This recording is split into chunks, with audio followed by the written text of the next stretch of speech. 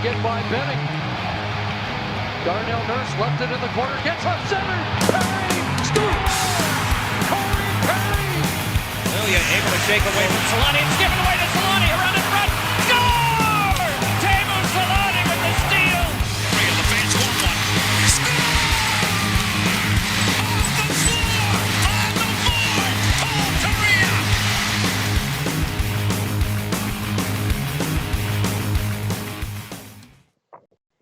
So,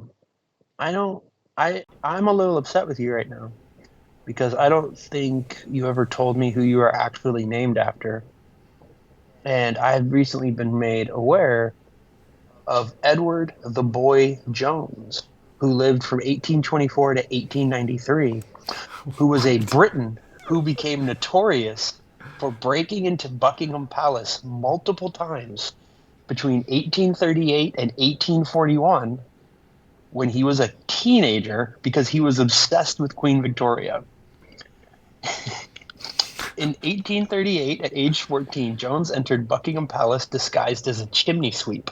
He was caught by a porter in the Marble Hall and, after a chase, captured by the Metropolitan Police in St. James Street with Queen Victoria's underwear stuffed down his trousers. Jeez. Okay. Kid ended up going to jail like 3 or 4 times for just continuously breaking in and sneaking into Buckingham Palace, which became a problem because Buckingham Palace tried to make it not a big deal because it was very embarrassing that this teenage kid kept breaking in. After his second release, he refused an offer of £4 a week, about 387 pounds today, to appear in a music hall, and a short time later, he was caught loitering in the vicinity of Buckingham Palace. He was mentioned in the newspapers in 1844 when he was rescued after going overboard between Tunis and Algiers. Jones became an alcoholic and a burglar, and later went to Australia, where he became the town crier of Perth. In 1880s, he adopted the name Thomas Jones in a vain attempt to escape his unwanted notoriety. Same last name. Wow. Unreal. Oh my God. This is half commitment there. I love it. Oh, God. He was like, Oh, no one knows who. Everyone knows who Thomas Jones is. It's that Edward Jones fellow that everybody's obsessed with. Became the subject of numerous accounts in newspapers and magazines.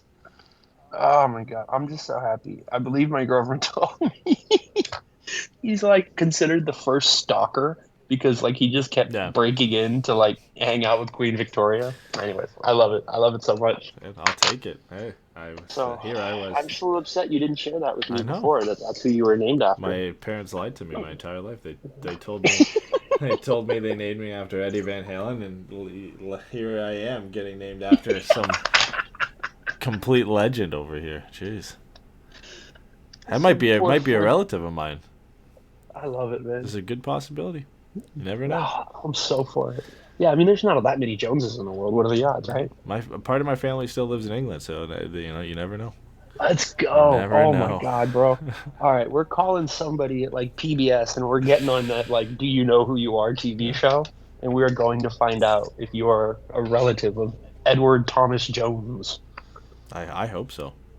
Oh, that rocks. Some notoriety and fame that comes with that. Yeah, maybe not the good kind, but. Well, what's Queen Victoria gonna do? Wait for you in hell? Yeah, you never know. All right. We got lots to cover. We've got the draft.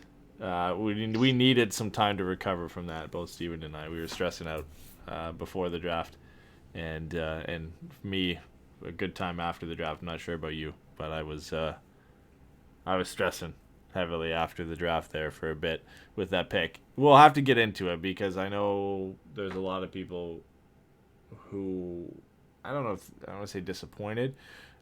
There's a lot of people who's disappointed, a lot of people who are like wrongfully disappointed and hated the pick, and then a lot of people who like switched sides and hated on anybody else who was slightly disappointed for the way the pick went. So I want to get into that for sure. Obviously, we're going to get into the other picks as well. We've got the free agent signings. Our boy, Radko Gudas. can't believe The it. bearded beauty, man. I can't believe it happened, man. There was no world in which I thought it would happen, and then once it did, and like I think people can tell how serious we were about how serious we were that we thought it would happen. That you posted that stupid tweet where like all I wanted was Radko, Gudas, and Nick Ritchie. I didn't think it was gonna happen. I honestly had. I didn't. That's what I'm didn't think saying. it was Like, gonna happen. figured he would have found another contender or something like that to go to. But hey, $12 million, some trade protection, and a very easy way to see himself. I saw some people kind of suggesting that he would be a third pair guy in Anaheim, and I understand the sentiment, but I just don't think that's going to be it. He's going to be a huge part of this team. Well, he's and like who was it? Brett said something right? like he's 33. Yeah. Brett said something like he can play 18. Somebody, I don't know if it was Brett for sure, but somebody made the comment he can play 18 minutes a night and still be a third pair guy. But I'm just like, look, he might be the perfect guy to play with Cam Fowler. You know what I mean? Yep. Like, to me, like, that's as good of a first pair as you're going to hope for on a team that's rebuilding without one of the young kids coming along and just being an absolute stud out of nowhere, right? Unless you get a Cale Makar, Quinn Hughes kind of season where you're just like, oh, this kid's just ready immediately. I mean, even Aaron Ekblad, right? Which I don't think is fair to expect of any of them. It's obviously something, if it happens, we would be pleasantly surprised. And it would be huge for, Anaheim's trajectory over these next couple of years, but I don't think it's fair to expect that. And so, he can obviously play with anybody on that left side, younger guys, older guys, whatever it is. But I think, especially with the Robert Hagg signing now, I think it looks like the top four is Fowler, Gudas, Hagg, and Drysdale. And I love it. Like, I think that's a perfectly good top four to go into a season where there are going to be higher expectations of the way that this team performs, but not necessarily higher expectations of what the ultimate outcome at the end of the year is. Yeah, I mean, fuck it. Let's just dive into it now. With the free agents, we'll start there with Gudas. I think it was surprising because, yeah, like you said, I think everybody kind of expected him to go to whether it's to re-up in Florida or to stay with a competitor, one that's going to compete for the Stanley Cup. He's 33, so had a really good run with Florida this year. You would think that this would be a guy that would want to stick around with teams kind of in the mix there. But the Ducks, not only, from what I read, offered him that third year, which is one thing he wasn't going to get necessarily everywhere. Probably a little bit more money than some teams were willing to offer him. And just the fact that, at least for this year and probably next year, he's a top four defenseman on this team. Guaranteed. Mm-hmm. There really is nobody Absolutely. jumping in to take that spot from him. And like I said, maybe next year, if Zellweger, Leno, and Mintyukov and all those guys are all of a sudden they're ready to go and they beat him out of his spot, that's a big if. But at the very least for this year, he's for sure. If not a top pairing defenseman with Cam Fowler, at least on the second pair with, somebody like Zellweger or Vakanainen and Colton White or whoever ends up playing on that second pair with him for this upcoming season. So that's something I think a lot of teams probably couldn't offer him either, because even if he goes back to Florida, he's got Ekblad and Montour on the right side in front of him. So he's a bottom pairing defenseman there. A lot of competitive teams have some skill guys in front of him where he would be kind of that bottom pair, 12 minutes, 5-on-5 a night in penalty kill, where in Anaheim he can get probably closer to that 20 minutes a night and get paid for doing it. So I love it, man. I think, again, we talked about how many guys got pushed around last year. The blue line, other than Benoit, didn't have a lot of physicality to it to be able to clear the crease, to just really make it a difficult spot for opposition forwards to get into that area. You add Radko Gudas, who was second in hits per game last year, only behind Luke Schenn. And it was Luke Schenn and Radko Gudas and the rest of the world behind them. Like, they were miles ahead in hits per game above anybody else. And then the difference between Schenn and Gudas is, Gudas actually doesn't get enough credit for the shutdown play that he has as well, and his shot. Like, he actually is a capable player beyond the physicality and kind of the tough guy persona that he puts out there. He's been a really good player on some good teams for a long time, and I think it's great for the Ducks not only to add a player like that, but to add a veteran like that to a young blue line. You bring in a guy like Robert Hagg, who we tweeted about again, was 10th in hits per game last year, had more than Benoit, so you add two kind of heavy hitters to this roster. Hagg, whether he plays a full 82, we don't know, but he'll still be a part of this blue line. Like, that's clearly addressing a need and a good way to go about it. overpaying a little bit for a veteran, but it makes sense, and then bringing in a guy on a 1-year league minimum deal that can provide that if either Gudas goes out of the lineup or for some different matchups to provide that physicality. Yeah, and I mean, like, look, we saw 2 years in a row overpaying for a top 4 right-handed D, right? Like, I'd rather overpay Radko Gudas by, I don't know, $1 million or whatever a year over Yeah. 3 years than overpay John Klingberg by fucking $4 or $5 million for 1 year. Like, I just think the opportunity cost is significantly lower. Like, the value that he's going to provide. And then, like you said, like his analytics, right, have been great his entire career. He's always been a guy who, earlier in his career before he kind of settled down, he had a knack of finding himself laying out some hits that were kind of right around on the line and stuff like that. But like that physicality that he brings is part of how he plays. And I think that's something that's important is you can coach guys to adjust their style. And I think that's, what good coaches do is help guys kind of evolve or adapt their game and just kind of get the most out of them, right? Even if it's not necessarily a strength. But bringing in guys who fill a need, fill a hole, and fit a profile is huge. And I think now having Hag and having Gudas, who are able to be more physical, that's how they play. Even like as big a fan as I am Simone Benoit and the way that he kind of played, he definitely took himself out of plays sometimes last year, trying to be more physical. He wasn't as effective in front of the net as either of these guys are going to be, I'd imagine. Hag wasn't necessarily on my radar a ton, but just kind of looking at some of his underlying numbers, he's good at the very least at limiting shot quality, if not necessarily shot quantity, which again is huge. I think most goalies would say if all the shots are easy stops, they don't really care how many they give up. You know what I mean? How many they face. Yeah. Because if you're just making easy saves, you're making easy saves. That's fine. Take the puck, move it out, and get going.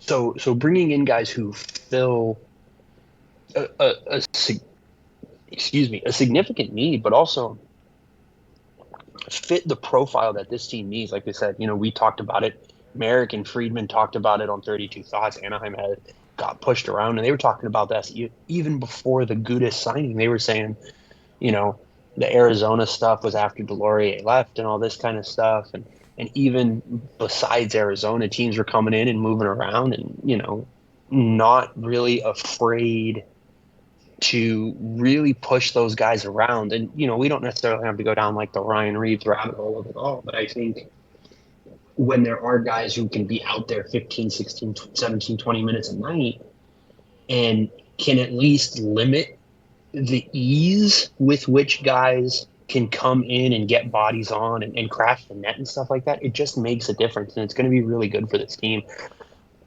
The Killorn signing, which we'll get to in a second, still caught me off guard. But even still, this was a really good summer. This summer feels better than last summer did, even with the Killorn being a little bit of an overpay.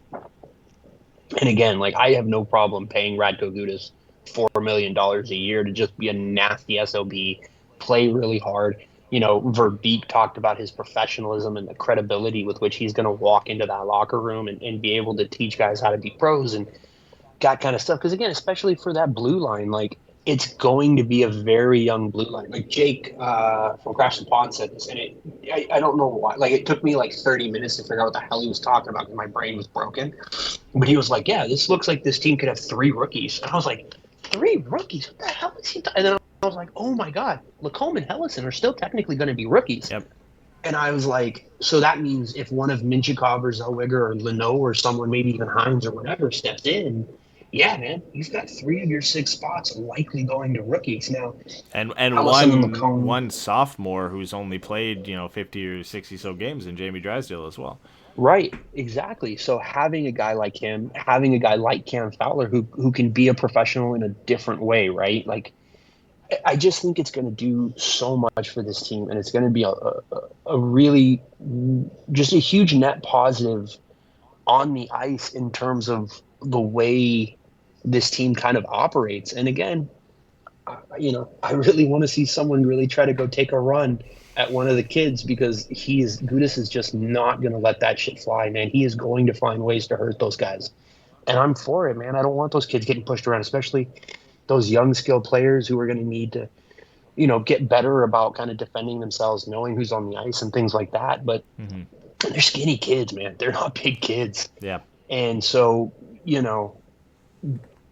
we talked about this before, like Max Comtois and Max Jones, even as much as they were willing to kind of mix it up a little, Max Comtois felt like he was just kind of randomly doing it. And Jones seemed to be much more agitator than enforcer. Yeah, Comtois always seemed frustration based on his own part. It wasn't so much sticking up for his teammates, which had happened. Again, there were times he did, but a lot of times it felt like frustration from his own part, whether it's his individual performance or just how the game was going for him at that point. It would just boil over into, all right, well, there's 5 minutes left, I'm just going to fight. Yeah, exactly. So I love it, man. And again, the Alex Killorn thing, like, he is a beloved member of that Tampa Bay team. He said it himself. It's going to be really hard to leave. I think the fact that he's leaving for a guy that he knows, in Pat Verbeek, he played in the AHL with Gudas. But the other thing, and a buddy of mine from Raw Charge, George Fitzgerald, said, is that him and Andre Schuster are apparently very, very close. And he thinks, Killorn talked about reaching out to guys and seeing what it was like. He says, I would not be surprised at all if Andre Schuster's one of the guys that he reached out to, because Andre Schuster's been in Anaheim for 5 games, 17 different times in his career. He got traded. Didn't he get traded here this offseason earlier, and then got traded back out for Agazino? He was here for a bit, didn't play games. So he's even spent time without playing games here. So and so it just seems like, again, like you're getting guys who are coming in who know the role that they're going to fill, and they're going to be. I mean, the payment is a little bit higher, but I think the quality is going to be a little bit higher than. I think they're going to be expected to fill the role similar to what like Strome was hoping to be this year, and I think we can expect a bit more out of them than we got out of Ryan Strome last year. So there's a lot to like. I think it's really optimistic. I'm curious to see as the rest of the summer goes on. We already got the Trevor Carrick signing to help with some of the AHL stuff. That, like you said, Andrew Agazino was traded for to come down here. He apparently asked to be moved from San Jose for some personal reasons. And so he'll be able to come in and be a veteran presence on that San Diego team. And I'm going to be interested to see how many more guys kind of get brought into the mix in that kind of tweener role over the next couple of weeks. Yeah. Agazino seems like he's going to be. I feel at least what Grimaldi did for San Diego last year in terms of production. Like Agazino's been fairly close to a point per game in the AHL for the last 7-8 years. Like he's just always been that guy. But you check almost every season, he plays about 5 to 10 NHL games with whatever teams he's with. So he does come up. He doesn't produce at the NHL level. It's probably usually fourth line minutes, I'd imagine. But he will likely be one of those guys, I would imagine, that comes up fairly often. For Anaheim, I think Hag could be a guy that could be a tweener. I do think he probably starts the year in Anaheim. A lot of that depends on Vakanainen and how he's supposed to come back, I think, September from his hip injury. So it depends on how he is, and if he's healthy, Colton White will probably be at the NHL level, and then whoever else the Ducks bring in, if anything. But yeah, I think there'll be interesting to see what other signings. I think the forward group is roughly. I think they got 14 forwards under contract that could play in the AHL as long as Gauthier decides to I think it was Gauthier and somebody else decides to come up and play this year. Other than that, they have 12, so you could probably expect 1 or 2 here. But yeah, on the blue line, I definitely think there's more to come. I think there's only 5 or 6 registered AHL defensemen at this point. I think it's 6 and 6, so 6 NHL, 6 AHL. You can't roll into it. Anaheim only has 36 out of their 50 contract slots filled, according to Cap Friendly right now. Yeah. So there are definitely going to be either it's going to be, low-level trades or, some more free agent signings. But there's definitely going to get some guys that are going to be brought in here. And it's going to be really exciting, man. I'm really looking forward to it. Yeah, Brett and I were discussing this earlier, and I was trying to look at it here. But, this is who the Ducks have right now. in terms of just AHL level D and NHL level D. You've got Fowler, Drysdale, Gudas, and probably White. I would say Colton White is probably going to be at the NHL level this year. So you've got those 4 guys confirmed. You've got Robert Hagg, who was just signed, that I would imagine would start the year there. And then you've got a mix of just a bunch of young guys, really. And then Trevor Carrick, who was just signed and brought back to San Diego. You've got Zellweger, Mintyukov, Tyson Hines, Trevor Carrick, Drew Hellison, Lacombe, and Vakanainen as the other guys. So that's 12 right there of guys you have. You can't really roll 6 and 6. There's gonna have to be more guys, at least probably 2 guys brought in, a tweener and maybe another AHL guy brought into there to account for injuries, if not a little bit more to get closer to that 50 contracts. But man, like when we're talking about Gudas and being able to stick up for guys, I would love for him to play with Fowler. I think that would be great for the Ducks. But for me, if one of the young kids, and for me it's Zellweger, was to make the team, like what better guy to play him with than Radko Gudas to kind of stick up for a smaller, younger guy who likes to skate and transition up the ice, to allow him to have that freedom and know that somebody's there sticking up for him. And Gudas is actually a legitimate stay-at-home defenseman that you can rely on to be there and be that steady presence back there. I think he'd be great, even if it was Mintyukov or one of the other younger guys. But specifically Zellweger, I think, is the closest and probably the most likely at this point to start the season with the Ducks. I just think what better guy to bring in to pair with him on that right side of defense than Radko Gudas. So I'm looking forward to that. I hope that's the case. I would like to see more of a Fowler-Drysdale pairing. I know in the past for a handful of games, it hasn't been the best. It's been a small sample size. But if one of the kids is going to get called up, personally, I'd rather see Gudas with one of them over Cam Fowler and let Drysdale play with Fowler and see how that goes. And you can mix it up as the season goes on. But I think if it's one of those younger guys on the left, particularly Zellweger or Mintyukov, I think them playing with Radko Gudas would be great. And then the bottom pairing kind of figures itself out from there, whether you've got Lacombe and Hellison, or if you've got Vakanainen or White or Hagg. They've got options. And we've talked about this an endless amount of times with the Ducks prospect pool, especially the defensive prospects, the amount of different profiles they have, and we're starting to see that kind of develop here as these guys get closer. They have a lot of different looks and a lot of different options, and that will continue as these guys get more time at the pro level, at the AHL level, and eventually make their way to the NHL. So I like the look of that. And yeah, on Killorn, I was I think probably more surprised than Gudas. Like, we wanted Gudas, and I think that's where the surprise was there, but it was an excitement, and we understood the fit and everything. And the Killorn one just kind of came out of nowhere. I definitely thought he was either going to stay in Tampa Bay and they would figure it out cap-wise, or he'd go to another competitor, similar to what we thought, I guess, with Gudas, is that he'd go to a Stanley Cup team. He's a champion, a three-time champion, right? Killorn is, or two-time. Is it two-time? Okay. Yeah, because he's been with Tampa Bay his whole career, and they've only won the two stuff. So he's a two-time. Well, yeah. While he was there, because he wasn't on the fucking Cavaliers team. Yeah. So he's a two-time Stanley Cup champion. They've gone deep in the playoffs over the last few years. Well-respected veteran. You'd think, okay, some of these teams that are looking to add that, obviously, teams like Toronto and a few others that are looking to add that kind of veteran experience would try to figure out a way to move the cap to add this guy, but inevitably comes to Anaheim and has had 2 excellent seasons production-wise, 25 goals, 27 goals, 60-plus points last year. He's a great fit for the top 6. I think you potentially play him with a guy like Zegras and add a veteran presence on that line, a guy who's defensive responsible, but also can put the puck in the back of the net and takes advantage of all the opportunities he gets. You can see where he fits in there, and then similar along the same lines as Gudas, of having that veteran presence with a lot of young forwards in this group, with Zegras and with McTavish and a lot of the guys coming up, even Troy Terry to some extent.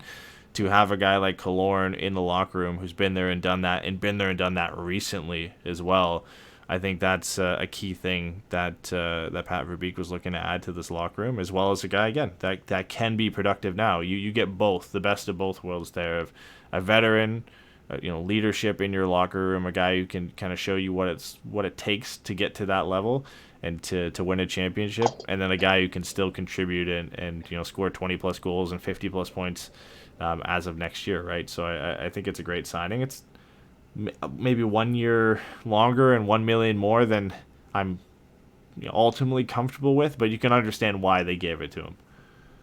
Yeah, and the other thing is Eric Stevens excuse me, Eric Stevens made this point, but like Silverberg and Rico are going to both be at the very least coming off the books at the end of this year. Henrique, I expect to get traded. Even if he doesn't, I don't think he's going to want to stay in Anaheim. And if he does stay in Anaheim, I think the only way that he does that is if Anaheim looks like they're ready to take a big leap. He went, I think it was his rookie year. He went to the Stanley Cup Finals, lost to the Kings with the Devils, and he's just been fighting to get back. After that Vatanen trade, I know he probably thought he was going to have a chance to get back there, and he kind of just showed up at the worst possible time for the end of the Twins era in Anaheim and stuff like that. Even not too long after the trade, I think, not too long after the draft and pretty close to free agency, is when we heard maybe Vegas might be looking into him and stuff like that. So he's going to be a guy people are excited about. So even then, like, the thing with Killorn is like, yeah, it's a little pricey. The term doesn't bother me all that much. To be honest, like, I don't, like, yeah, he's like 32, 33 or whatever, but like, I don't really care that they gave him 4 years as far as all that's kind of concerned, because like, you're going to need guys on the team. You know what I mean? Like, yeah. And I just don't think it's going to be an issue. I think there are going to be other guys that, should they need to, they'll be able to move around and stuff like that. But I think the thing with Killorn that I'm most excited for, and like you were saying, putting him with someone like Zegras, is he's a guy who's going to get in on the forecheck and going to do a lot of that kind of dirty work and, keep pucks in from the half wall, get aggressive, go and retrieve pucks behind the net. He's going to be able to fill a role that is something I've hoped that Max Jones would be able to develop into, and Max Jones just hasn't gotten there. I still think Max Jones could be a perfectly strong bottom six player, but I think at this point it's feeling a bit more like he's just kind of a dude, which is fine. I still love that fucking guy. But as far as Killorn is, he's going to be able to come in and again, play a perfect complementary role to what some of these young guys are going to need. When it comes to their ability to be effective and play under Greg Cronin and really get after the puck. I was listening to an interview that he did for the Light the Lamp Behind the Bench. I don't know, one of the two. I think it was Behind the Bench. Yeah. But it was, a thing he did with Guy Bear and Kent French, and one of the things he was saying, he's like, I want my guys to get after it. And this is a guy who has experience getting after it. He's got experience winning, playing in big games. Like, he's going to be able to teach these guys so much just in terms of going through a full season and stuff like that. Obviously they had so much that they were able to learn from Getzlaf. But again, just bringing in another guy who's a little bit more closer to his high-end compete window and stuff like that. I just think that the intangibles as well as the stylistic play that he's going to provide to that top six is perfect. I do think he should be with Zegras. But, I mean, if you told me the second line next year was McTavish, Killorn, and Terry, like, yeah, that's a really good second line. Yeah. There's a lot to like there. And while, yes, as he gets older, his game is going to decline more than likely just because that's how fucking, the whole thing works. They're taking steps forward, and there is a lot to like about their ability to increase faster than he decreases. McTavish has so much potential, and Zegras has so much potential, and we haven't even gotten to Leo Carlsson or any of the other kids that they just got drafted and stuff like that. Like, there's a lot to like about his fit with this forward group moving forward. And I just think he's going to be a lock to be a winger in that top six. He can play on both sides. He's going to have a role to play on this team. And like he said in his interview, like he said, I don't know that I would have come here if I didn't think that we weren't maybe 1 or 2 years away, hopefully one, from really starting to get after it. He was a part of that team when they made that turnaround under Steve Yzerman and Pat Verbeek in Tampa Bay. And so again, like, you want to talk about guys knowing how to turn out of a rebuild and really flip that switch, because it is hard. He's going to be a great guy to have around to help these kids really make that switch cleaner and quicker than maybe some would hope. Like, again, like for me, the big thing for me with this was like, I feel like maybe this team might be a little closer than I thought it was personally. After these two signings, just because I can see where they fit, I can see what they do, and I can see, even as those contracts age, how they fit into this team moving forward. No, yeah, I mean, at the very least, you'd mentioned Adam Henrique and the fact that his contract's up and Silfverberg's contract's up, so you shed $10 million plus for the end of next season at the latest. Where you can kind of make up for that, and it's not hurting you as much, and you're hoping that Killorn is at least productive for the next 2 to 3 seasons, and maybe only if that last season does hurt you, where he's turning 37 there. But there is potential that he doesn't play a game that looks like it's going to deteriorate too much. He's had 2 of his most productive seasons here in his last 2 years, right? So he has been getting better. I know he's playing in a great Tampa team and playing up the lineup, but again, you would hope that would be the case here, playing up in the lineup in top 6, playing with Zegras or McTavish. As this team gets better, he can kind of still have that same role that he had in Tampa and be successful, and somebody's going to have to replace the production that will inevitably lose at some point with Adam Henrique. And I think Alex Killorn can play a similar game and do a similar thing to what Adam Henrique provides right now, and having both of them in the lineup heading into next season bodes well for the Ducks to do better and have some more goal scoring options. You've got Henrique, who seems to be a lock for around 20 every year. Killorn has back-to-back 20-plus goal seasons. Well, for him, 25-plus goal seasons. So you've added some goal scoring to this lineup, some reliable, consistent goal scoring, a veteran presence up front, and a veteran presence and some physicality to the blue line with Gudas and Robert Hagg. So I think with the only 3 signings, but with the 3 signings that Verbeek has done, it's been surprising, it's been exciting, and it's made this team better, and that's really all you can kind of ask for at this point, and they're not done.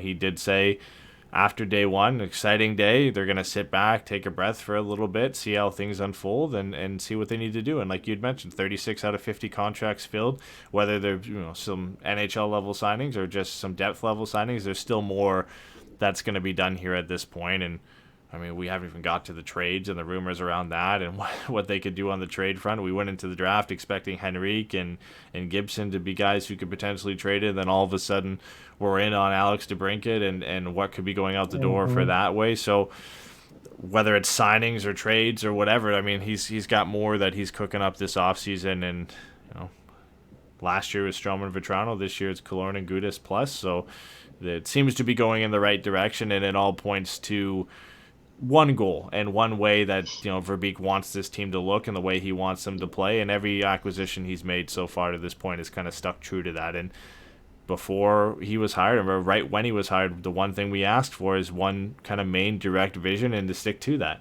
And to his credit, so far with all the moves that he's made, he has stuck to that vision and he has stuck to that plan. And a lot of that went into the draft and eventually with their pick for Leo Carlsson too, right? And how he's going to fit into this roster. He's the type of player I think that they want and that they envision will fit better in this roster down the road, and that's inevitably why they ended up going for him at number 2 over Adam Fantilli. Yeah, no, I think that's exactly right. And listening to some of the draft day pods from the Ducks stream and stuff like that, one of the things that they talked about with Leo Carlsson was just how high of a hockey IQ he has. They don't think he's close to physically matured yet. I think he grew like 4 or 5 inches or something like that over the previous summer. They have a very clear vision here. And, nobody, it's not a fucking secret or anything like that. You and I were really high on Fantilli, man. We really wanted to draft that kid. We really liked the dynamic that he could have provided. Hearing them talk about why they chose Fantilli, and then also, Jesus Lord, hearing them talk about why they selected Carlsson, and then seeing what they did in free agency. I was talking to my uncle about it a little bit, and one of the things that I was saying to him was just like, Pat Verbeek seems like he wants to build like a classic West Coast power hockey team, and I am all for that. You know what I mean? Like, yeah. 2 of the comps for Leo Carlsson play up the freeway in PLD and Anze Kopitar.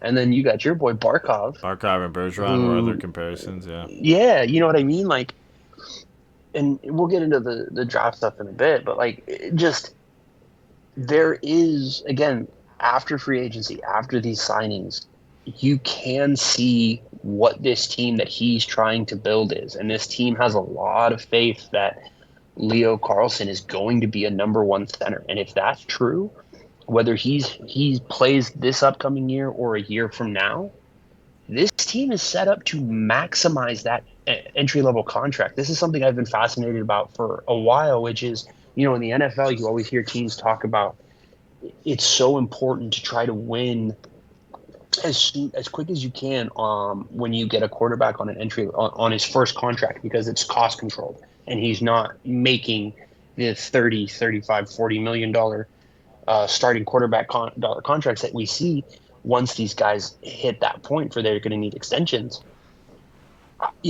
I want Carlsson to play this year. I would like to see that first year jitters kind of get out of the way while there's this kind of infrastructure around him. But if you told me he didn't and sat on it and he came in and everybody else was just a year better, and that second and third year of that contract, you're really looking at him to be a contributing member to a good team, and then you're looking at the cap going up. You're looking at Terry and Drysdale and Zegras already having these deals locked in, hopefully having some significant term on these deals where, they're like that Jack Hughes 8x8 and stuff like that. Like, again, there's just so much to like about the way that they seem to be trying to build this team. And the farther we get away from the draft and the more I see what they're doing, the more I like the Leo Carlsson pick, because, again, like we said, we wanted to see direction. We wanted to see a vision. And it feels like it's pretty plain that there is a type of team that they are trying to build, and they know the type of players that they need to bring in to execute that vision. No, 100%. And that's, for me, why... and I'll say this, I've come around to the Carlsson pick. I'm still set, and I will be until we see, the 5 years down the road what both these players come. I do still think Fantilli was the pick at number 2. I do still think he is the better player at this point. For me, like, this draft reminds me of my opinion at the battle of 1-2 for Laff and Byfield, when we were talking about that, Lafreniere and Byfield, where at the time I thought, Byfield is going to be the better player a couple years down the road, but Lafreniere is the more dynamic player right now. He's the better draft year player, and he's the guy you have to take at number 1. But if you get Byfield at number 2, then 5-6 years down the road, he could be the better player. Now, that necessarily hasn't panned out well for both of them, but my draft year somewhere Tim Stutzla's pissed at you right now. Exactly. My draft year opinions of those two versus Fantilli and Carlsson are kind of similar in that sense, where Fantilli right now is the more explosive, the more dynamic prospect, the guy that you can easily see being an 80 to 90, maybe 100-point player down the road. He just kind of has everything. And the one thing that he has over Carlsson is that kind of dynamic game-breaking ability and that explosive speed, right? And it's a quick tangent that I go off of here, and when we've been talking about a lot about Fantilli's speed and that explosiveness to his game, I feel like a lot of people have taken that and interpreted as, well, Carlsson's slow because Fantilli is exceptionally fast. That's not the case. Leo Carlsson is not a slow player. He's got average to above average NHL speed. His edges are, excellent. His edge work is elite. Like, he's a very good agile skater, kind of east-west skater, more so than, I guess the north-south, down, straight line speed down the ice. But Fantilli just has that explosive speed where, the comparisons have been put out there with him and Nathan McKinnon, right? That powerful stride, the modern-day power forward, the big guys who can skate really fast. And he's got that to him, where, Carlsson maybe doesn't have that skating edge to him, but he's got the complete game, the well-rounded game. The defensive side of the game is a lot more developed and refined than what Adam Fantilli has at this point. So for me, and this is my opinion, I valued that more for where the Ducks are right now, and needing kind of that dynamic play driver, that guy who can break a game open on himself down the middle of the ice. They had what we expected to be the two-way, powerful, physical forward down the middle of the ice in Mason McTavish. And then you've got the game-breaking speed and skill of a guy like Adam Fantilli. And then, you add either Zegras to his line or you add Zegras to McTavish's line, and you have that on the wing on that case. So I do believe in that sense Fantilli is still the better player. but I can see now the fit, right, with these free agent acquisitions, with the rest of the draft class that they took here and even last year for Verbeek. You can start to kind of see what the plan is for how he wants to build this team. A big physical team that does everything right. There's not a lot of weak links in this roster. Everybody plays the right way and is very versatile and well-rounded, and that seems to be the approach they want to go here. And the more you look at Carlsson and you dive into his film and you watch games and you read profiles on him, you see exactly why he's the guy they took. And, you know, it was always close. And we made our comments about how, you know, people saying Will Smith could be at 3 and how is Carlsson close to Fantilli if he's not better than, you know, Smith's not better than him, how could Smith, right? So that was the, you know, the debate we had on the last podcast. But it's always been the case that Carlsson was closer to Fantilli than the rest of the group behind him. For me, he was still the clear number 3. There were 3 guys in this draft. It was Bedard in a tier of his own, Fantilli and basically a tier of his own behind that, and then Leo Carlsson, and then the rest, and Smith, and, you know, Michkov we had up in that tier too, but because of obviously the Russian factor, he got bumped down. But you know, a long story rambling tangent here, like down the road, there's a very good chance that Leo Carlsson could be the better player if we're talking about a complete game, you know, 200-foot game, and still being a guy that is exceptionally skilled, has a high hockey IQ, and has that ability to put up 70, 80 points in a good season at the NHL level, playing with the right line mates in the right year. He has that potential, and then add in a complete 200-foot game Selke candidate to that. It really just becomes, you know, what do you want more? What type of player do you like better? Do you like a McKinnon, who defensively you've got your issues and he's maybe not a center, but he still plays down the middle of the ice, but this guy's going to get you 40 goals and 100 points? Or do you like a Barkov, a guy who's going to give you 70, 80 point consistent seasons? Maybe one year he'll give you 90 in a really good year, but every single year he's going to be up in that conversation for the Selke. He's going to be one of the top 5, top 10 defensive forwards in the league. There's really no wrong answer there, right? It's just whatever you prefer, right. And how does that guy fit the team that you're building? And from everything we've seen and everything that Verbeek has said and he's put together so far, Leo Carlsson does seem to fit what the plan is long-term for this team. And you could really see where he would fit among a lot of skilled dynamic wingers and a lot of physical, tough, hard-to-play against centers that the Ducks have in this organization. We talked about it in our draft preview of, you know, for playing against Fantilli, McTavish, and Gauthier is going to be really difficult. Well, now imagine playing against Leo Carlsson, Mason McTavish, and Nathan Gauthier, and that's who you're facing for 50 out of 60 minutes a night. Like, you get no breaks. You get no breaks at all. Like, that is a tough matchup every time you're on the ice, except for, I mean, when the fourth line's out there, and who knows, even if that's Bo Grew or somebody like that, then you're facing that every shift. Whoever the opposing center is, you're getting roughed up no matter who's out there. So I do like the pick. I've really hinged myself on the Baby Barkov comparisons to just make myself feel a lot better. But yeah, you know, after the fact and going back and watching some more games and looking at a lot of the highlights from Leo Carlsson's season, you see where those Kopitar and Barkov and Pierre-Luc Dubois and Bergeron comparisons come from, the way he plays. You know, the skill is just at the same level as Adam Fantilli. The hockey IQ it might be even higher in the decision making. He doesn't really make any bad plays. The playmaking's unbelievable. And if you sacrifice, you know, a little bit of top end speed for a complete 200-foot game, you still gotta like the pick. And I've come around to it. And like I said, I'll always be on my opinion that Fantilli was a better draft year player. But I'm willing to be wrong in the future, and Leo Carlsson has all the potential in the world to be the better player in 4 or 5, 10 years down the road. Yeah, and I think the other thing to remember, right, is, again, I can only speak for us, but like a big part of our underlying logic why we liked Fantilli more than Carlsson is because of Fantilli's raw goal scoring potential.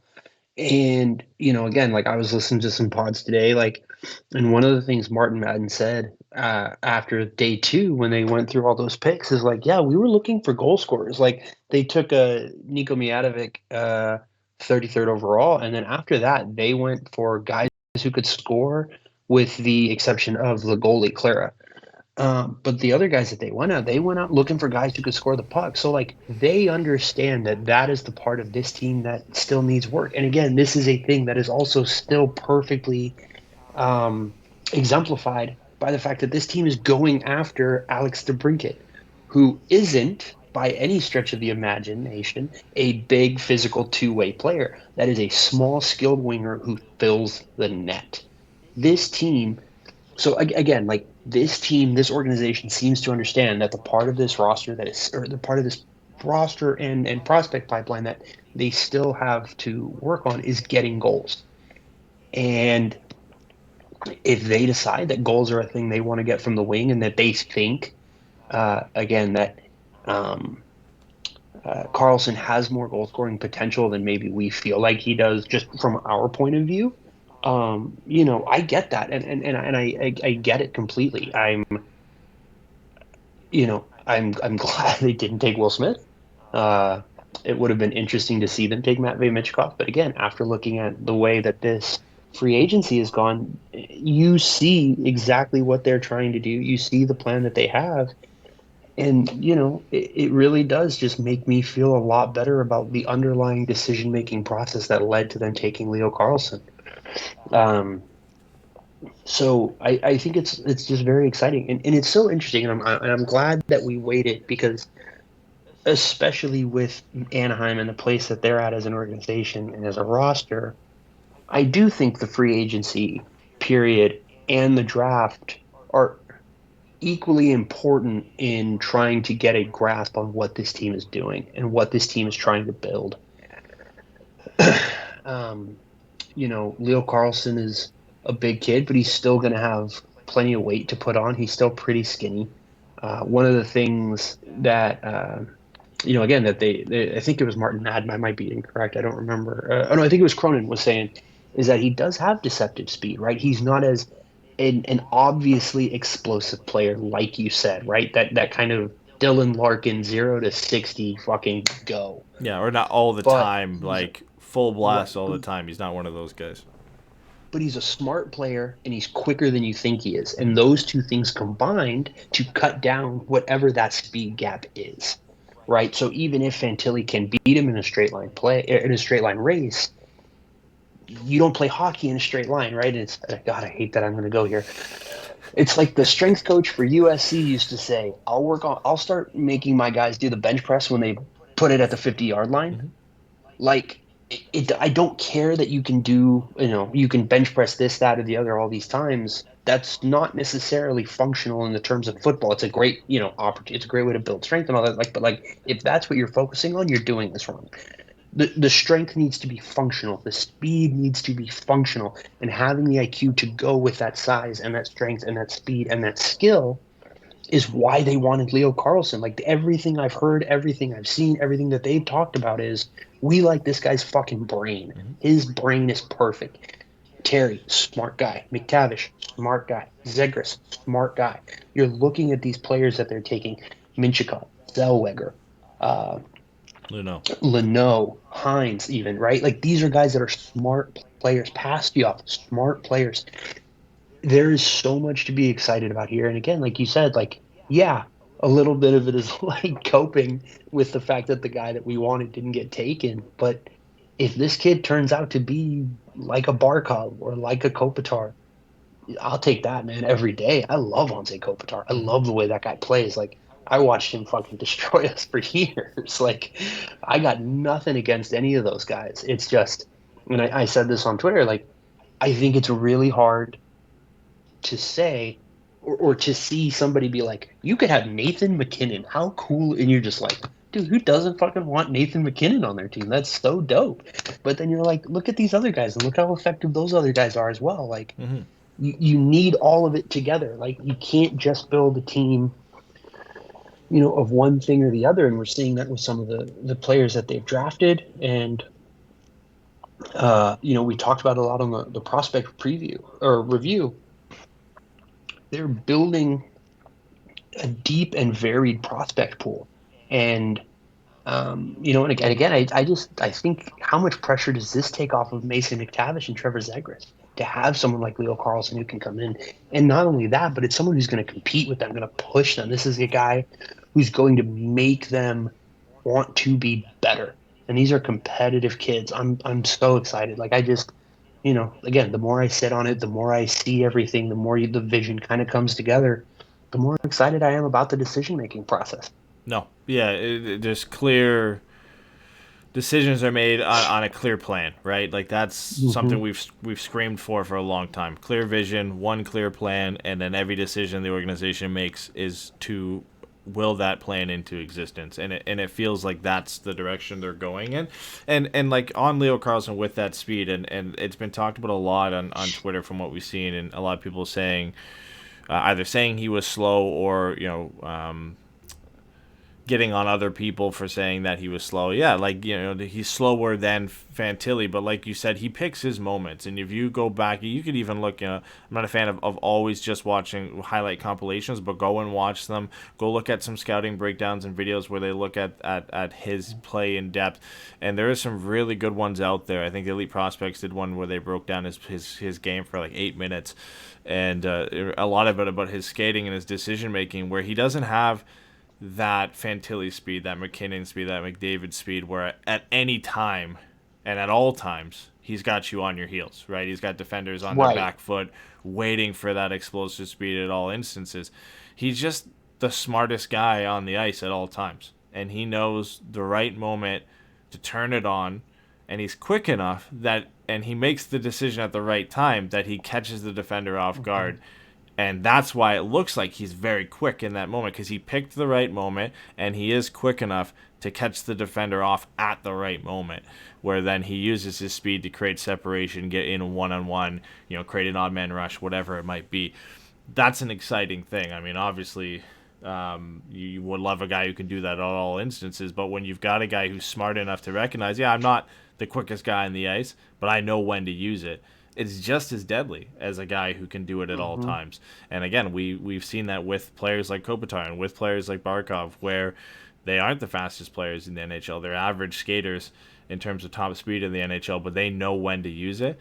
And boy, do they make defenders look silly when they use it properly and they make the right decision. And Leo Carlsson does feel like that type of player. I'm really excited to see how he develops and how he fits in this team. I'd love to see him play this year. I don't think he ends up playing. I do think he'll get a look. I think he'll get his 8 games potentially, and then they'll decide what they do with him from there.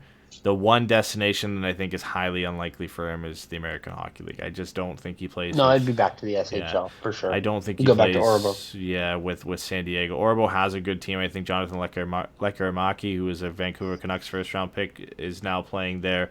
Another Vancouver prospect, Elias Pettersson, the defenseman, I think is also playing in Orbo as well. So they have a pretty good team there to go back to. So it's not like he's going back to a struggling team.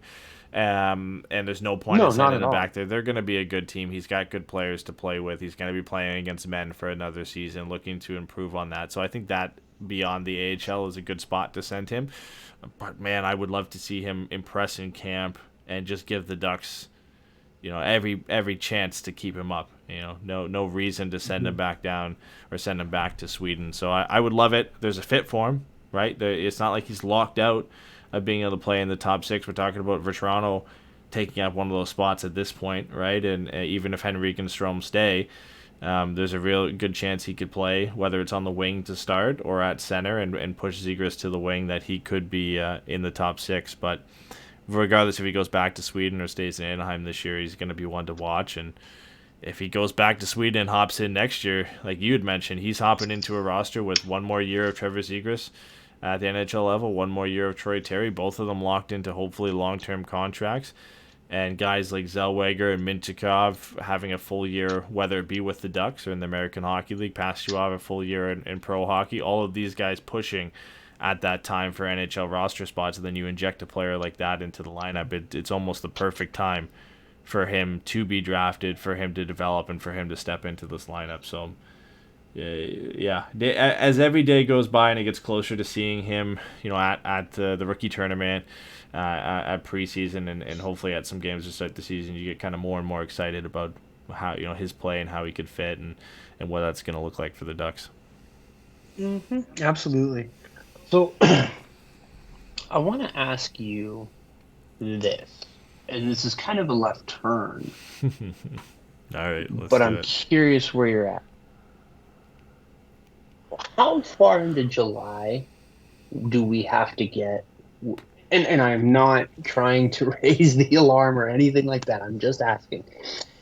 How far into July do we have to get without those 4 big RFAs getting signed before you start to get maybe a little nervous?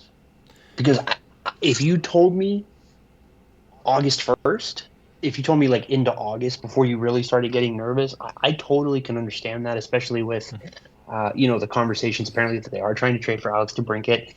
The latest from Jeff Merrick seems to be that they maybe aren't in the final 2 race, but again, they were in the final 2 race 2 days ago, right? Exactly. Like it doesn't take a lot for that kind of situation to change, and so maybe with that Debrincat, you don't want to get too far ahead of yourselves or anything like that. But I wonder how you feel about the situation. At what point do you think maybe I'm a little bit nervous? Yeah, I'm thinking into kind of mid to late August. Yeah.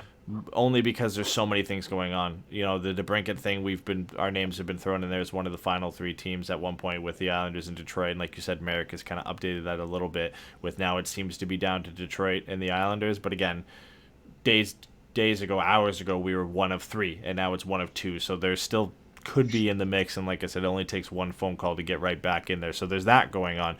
There's the whole John Gibson thing that's become very public all of a sudden with him. Why would happen? Yeah, we're going to get into that heavily, but with the whole trade situation there, that's been apparent since the offseason, but has kind of come to a head here at some point.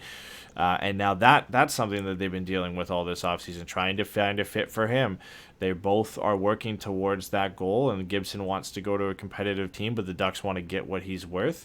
So that's something that they're working on right now. And then you have, Henrique's name being mentioned in trade rumors at some point. Are they working on that and moving him out the door, bringing in more free agents? Because like we've mentioned a couple times in the show, the Ducks only have 36 out of 50 contracts right now, so they do need to bring in some bodies before next season. So it feels like one of those things that they know the players want to stay here.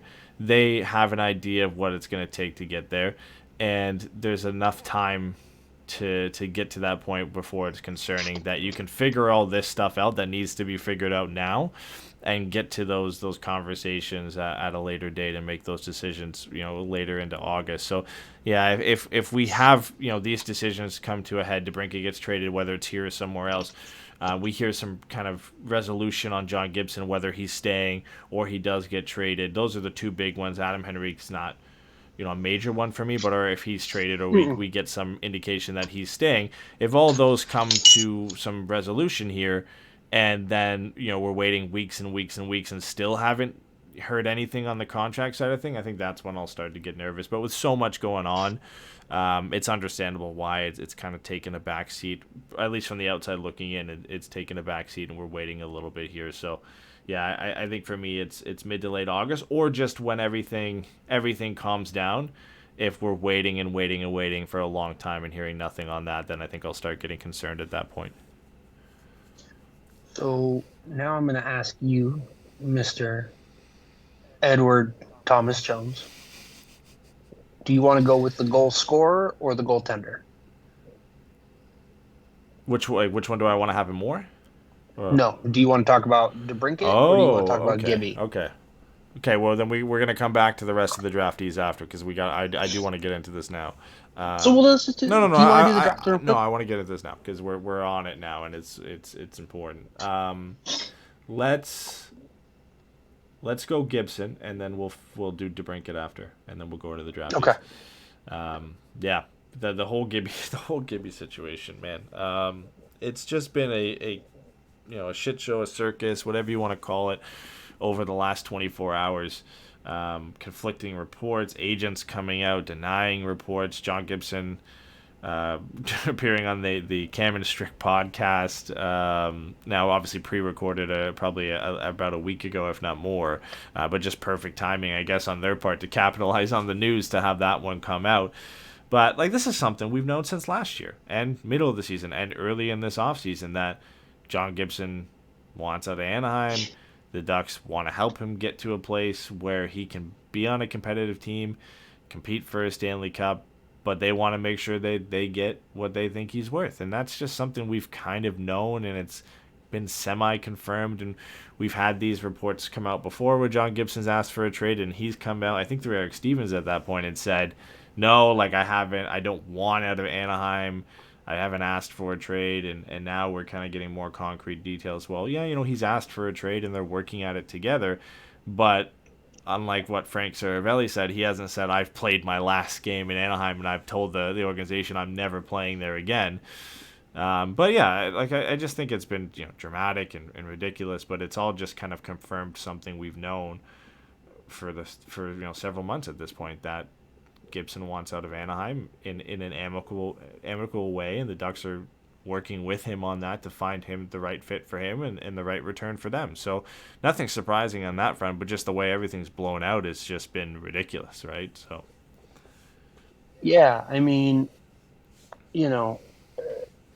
so Saravalli came out Monday, so last night, because this is Tuesday, so last night, with this report that on the Nasty Knuckles podcast or whatever the fuck, yeah, where he basically said, I won't play another game in Anaheim. Let's see if I can find it while you're talking here. So that's a hell of a quote. Now, let me be very, very clear.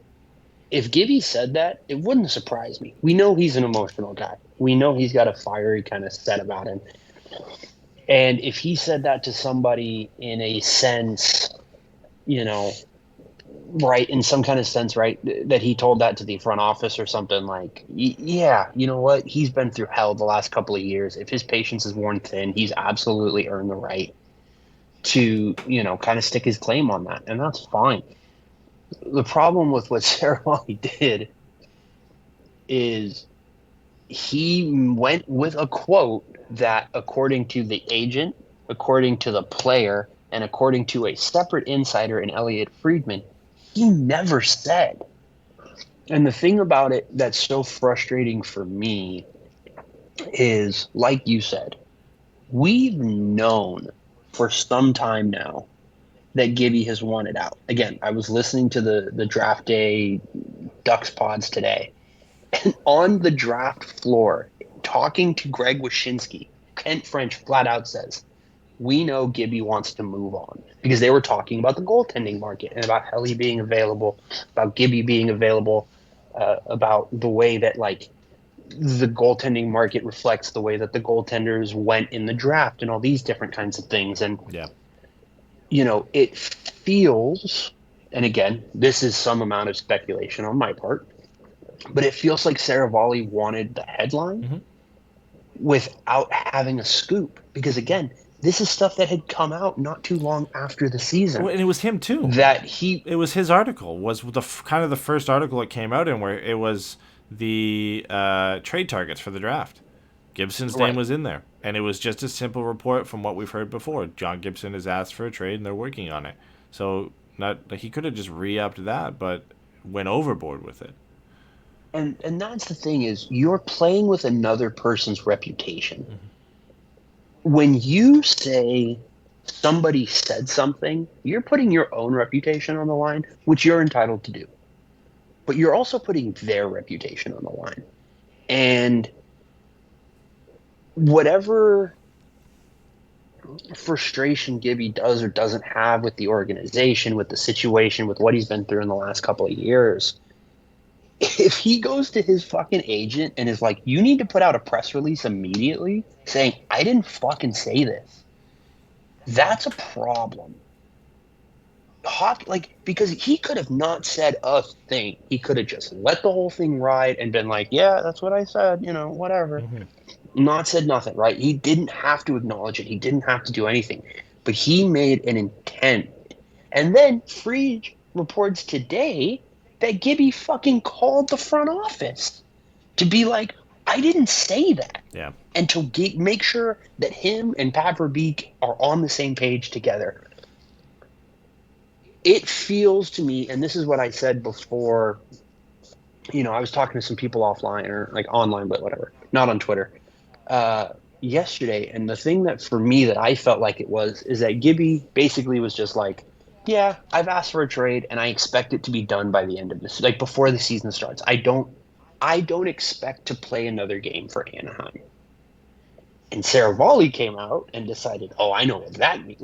And again, I posted the meme last night and it made me laugh, but it's that Kevin Hart speech about you are allowed to go tell your teacher she can't goddamn talk to you like that or whatever the joke is. And then Kevin Hart just talks about how, he's using all these other cuss words and blowing the whole thing out of proportion when all it was is just make sure this person knows this is the truth. Yeah. And I don't this is the thing to me, playing with another person's reputation is a bad thing to do unless you're either willing to burn whatever bridge you got that quote from, right? Because he can do that. He can come out and show a screenshot of a conversation. He can show a screenshot of a phone call and say, no, this is who told me it. But you have to be willing to burn that bridge for your own reputation. And if you're not, you can't run with some inflammatory shit like that. And, he got into it kind of online with Kurt Overhart, where he was like, oh, remember the last time you tried to call my reports false and then I was fucking right? And my favorite thing in the world was the first reply in that was somebody being like, oh, you remember that time you said Kyle Dubas had told the Penguins no? And less than 48 hours later, he was announced as the president of hockey operations, which again, to me, lends credence to the idea that he heard something and either decided to make more out of it than it was. For example, Kyle Dubas is not going to be the GM in Pittsburgh. Mm-hmm. Oh, Kyle Dubas has told them no. Well, no, he's just not going to be the GM. He's going to be the president of hockey ops. That is what he's going to be doing. And I don't want to say that he's making this up because it doesn't make sense because, again, his reputation is everything. He is an insider. Mm-hmm. The moment and he's the main insider for that branch, for Daily Faceoff. He left wherever he was before. I think it was TSN or ESPN or wherever he was to be the main guy here. So that's it's not just his reputation. It's that where his whole platform, that whole site's reputation. He's also the head of the PHWA. Yeah. He is the head of the Hockey Writers Association. His reputation is incredibly important. And so I don't want to say that he's just making shit up, but it very much feels like he is making things bigger for a headline to get the clicks and the sites and the views, which again, that's his job. He's a writer in sports. He's not going to be one very long if people aren't going to his website. Mm-hmm. I understand, right, the kind of cost-benefit analysis kind of going on there, but the moment you become a punchline, you're done, bro. Yeah. It's taking it too far here when you're dragging in a player and agents to have to bring out and say, no, you're wrong there. You've taken that to a whole nother level. Nobody, without it being brought up, would have ever really cared about the whole Dubas and Pittsburgh thing or the stuff in the past where he was right with the Arizona Coyotes situation. That's beyond it. Nobody cared about that. But you make it headline in a negative way when you blow it so far out of proportion that the player and the agent have to come out and be like, no, this is false. And again, this is the other thing that's important to say here. No insider is ever going to bat 1,000. That's not possible because their sources are all these different people in these complex front offices, in these complex organizations where people are hearing different pieces in different orders, and they're getting, to the best of their ability, the best knowledge at the time, right? I don't think we should hold these guys to being accurate on every trade, every signing, all that kind of stuff. That's ridiculous. That's not fair. I'm hearing this. Okay, that makes sense. Then it doesn't happen. Well, what happened? Fell apart. Or, I talked to somebody and they found out this, whatever, right? We shouldn't expect these guys to be right 100% of it, 100% of the time. That's not fair. But like you said, when you drag somebody else's reputation into this, that they're going into an organization and being like, yeah, just so you're clear, fuck you, and I'm never playing here fucking again. go fuck you. Like, you can't turn it into a bit. And that's the problem for me with what Saravalli did.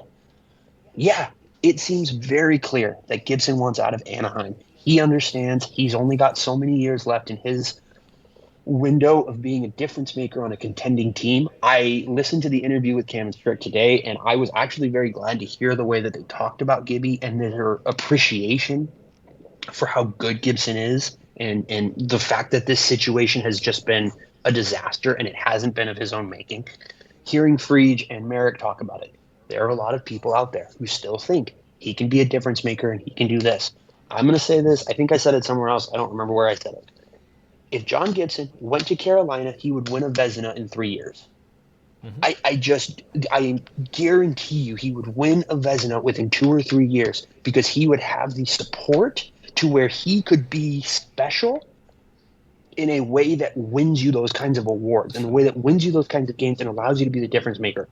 So I was someone who yesterday was very vocally, fucking trade him for peanuts. He deserves it. I don't care. I think this is a culture thing. This is about, you worked hard for us. This isn't working. We're going to do the best for you we can. I think that matters. I really think that matters. But if there are people out there who still think he has value, then I understand Pat Verbeek holding out, trying to get the best contract he has. Yeah. I don't think John Gibson can be on this team going into training camp. No. I don't think that's good for anybody.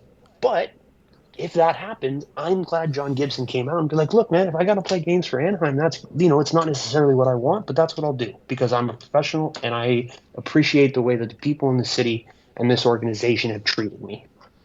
Yeah, so it's nice to hear that from him because rant. What we always hear and what we always see is the visible frustration, understandably so, from him in the crease, and that getting blown out to a point where he doesn't want to be here and he's not playing hard. It is nice to hear that from the player's side that, like, you know what, he understands that he does want to move out. The organization understands that he doesn't want to play games here anymore, but he is professional enough to not hold out. He's going to come back if he has to. And yeah, I do fully respect Pat Verbeek for wanting to get value for him. I understand where you're coming from on the people side of things. Like, he's deserved it to get a trade somewhere else, and it shouldn't matter what it costs. Like, he deserves to go play somewhere for next season and beyond.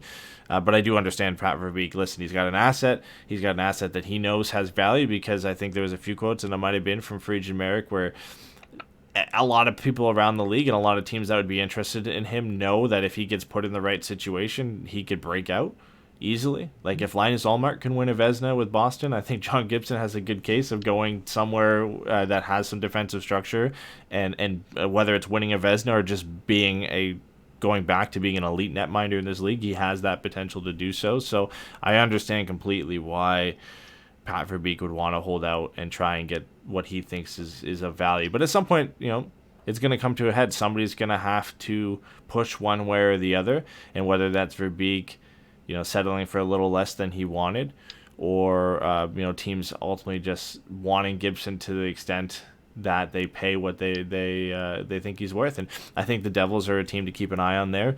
They've been heavily in on Hellebuck, but they don't want to pay him $8+ million for 6, 7, 8 years. The next best option on the market for me is John Gibson, and you're locked into 4 years at 6.4, right? So it's Anaheim can very easily, especially with which we didn't even talk about with Killorn, but there is the expectation that in a couple of years the cap is going to rise. I'm very dubious about that because there's very few people I trust less with money than the NHL. But if it's Hellebuck wants $9.5 million a year for 8 years, starting at his age 30 season, or John Gibson for 4 more years at 6.5, and you can even maybe get Anaheim to take that down to 5. Yep. There's been reports saying they'd be willing to eat some money on that contract for John Gibson as well. So you could see that. I mean, listen, if New Jersey wants to send over Alexander Holtz for John Gibson, then I'll take it. I mean, shit. Where are they going to play him if they got Meyer, they got Brad? Yeah. I don't know where the hell he's going to play. Might as well give him to us. Yeah. I do, before we move on, want to just play the clip from the Nasty Knuckles podcast, so anybody who hasn't heard it or hasn't been on Twitter to hear it knows exactly kind of what we're talking about with the reports there. It's only I think 10 seconds, so I'm just going to play it so you guys can kind of hear the tone and the way it was portrayed from Frank Saravalli. John Gibson's asked for a trade. And I've reported that, and he's said, I am not playing another game for the Anaheim Ducks. Wow. It's bold. Wow. John Gibson's asked for a trade. So there you go. No two ways about it. It was direct, blunt. He said this, and with confidence, like that was said to him directly face to face by John Gibson. So you can see why they came out. You can see why the agent ended up releasing a statement, KO Sports, a full kind of one-pager on how it was false and unjust and inflammatory, and Frank Cervelli did not contact the player directly or fact check or anything like that. So, and then some quotes from the podcast too, where John Gibson mentioned that he's not really sure if a trade's going to happen. He's had good conversations with Pat Verbeek, but he understands the process that, as much as he wants to find a good fit for himself, the team wants to get what they believe he's worth in return. And like you had mentioned, he's more than willing to come back if that's the case, be a professional and play his best for the Ducks. So yeah. Just the cherry on this one for me. Let me be very clear. If we get there and John Gibson holds out, I have no problem with it, man. These athletes have so little leverage at so many different points in their life. I don't give a shit that he signed the contract. The guy he signed the contract with isn't there anymore because he didn't. Well, that's not necessarily fair, but like the guy who signed the contract isn't there anymore, and the situation with which the context within which he signed that contract clearly doesn't exist. He signed that contract to be a part of a contending team in Anaheim for several years. That's not fucking happening. I don't know that I would want to hope that my legs still work at 33 or 34 in the last 2 years of this deal and Anaheim is getting good. Now, maybe trading for Alexander Debrincat changes his perspective and he goes, you know what? All right, now I can see something. I'll give you, this year, maybe we can make some progress. Plus, at the end of this year, I've got a year less on my deal. We know that kind of stuff plays into it. The cap might even be willing to go up. Maybe some more people have moved around, yada, yada, yada. Yeah, Dossel's had some more time to break in, so, yeah. If he decides again, I have no problem with his quote.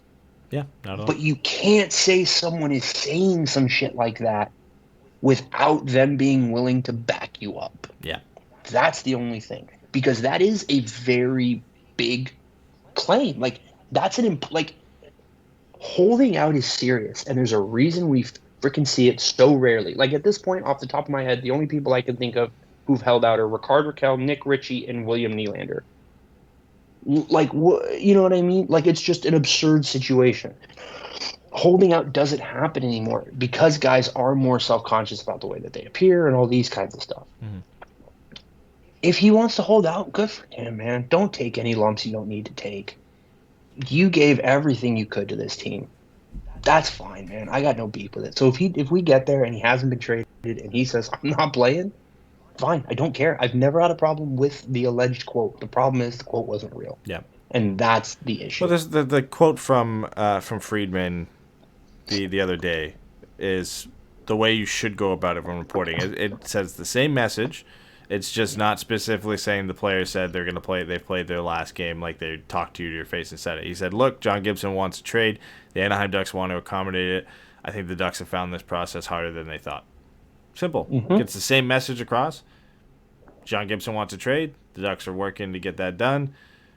The Ducks have found it harder than they thought. It's really not that hard to just go out there and report it as a generic whole without saying the player said this, and he's said to me directly that he's going to play he's not ever playing another game in Anaheim. Because the way it comes across is what we were discussing after hearing that is like, oh, okay, like that's negative. Like there's some hatred or something, there's some negative connotations. There's some animosity. Yeah. At the very least, there's some level of animosity. Yeah. So we're interested in obviously that interview with on the Cam Strick pod to see if that was the case. But quickly, Friedman and the agents and everything kind of squashed that before we even had a chance to listen to it.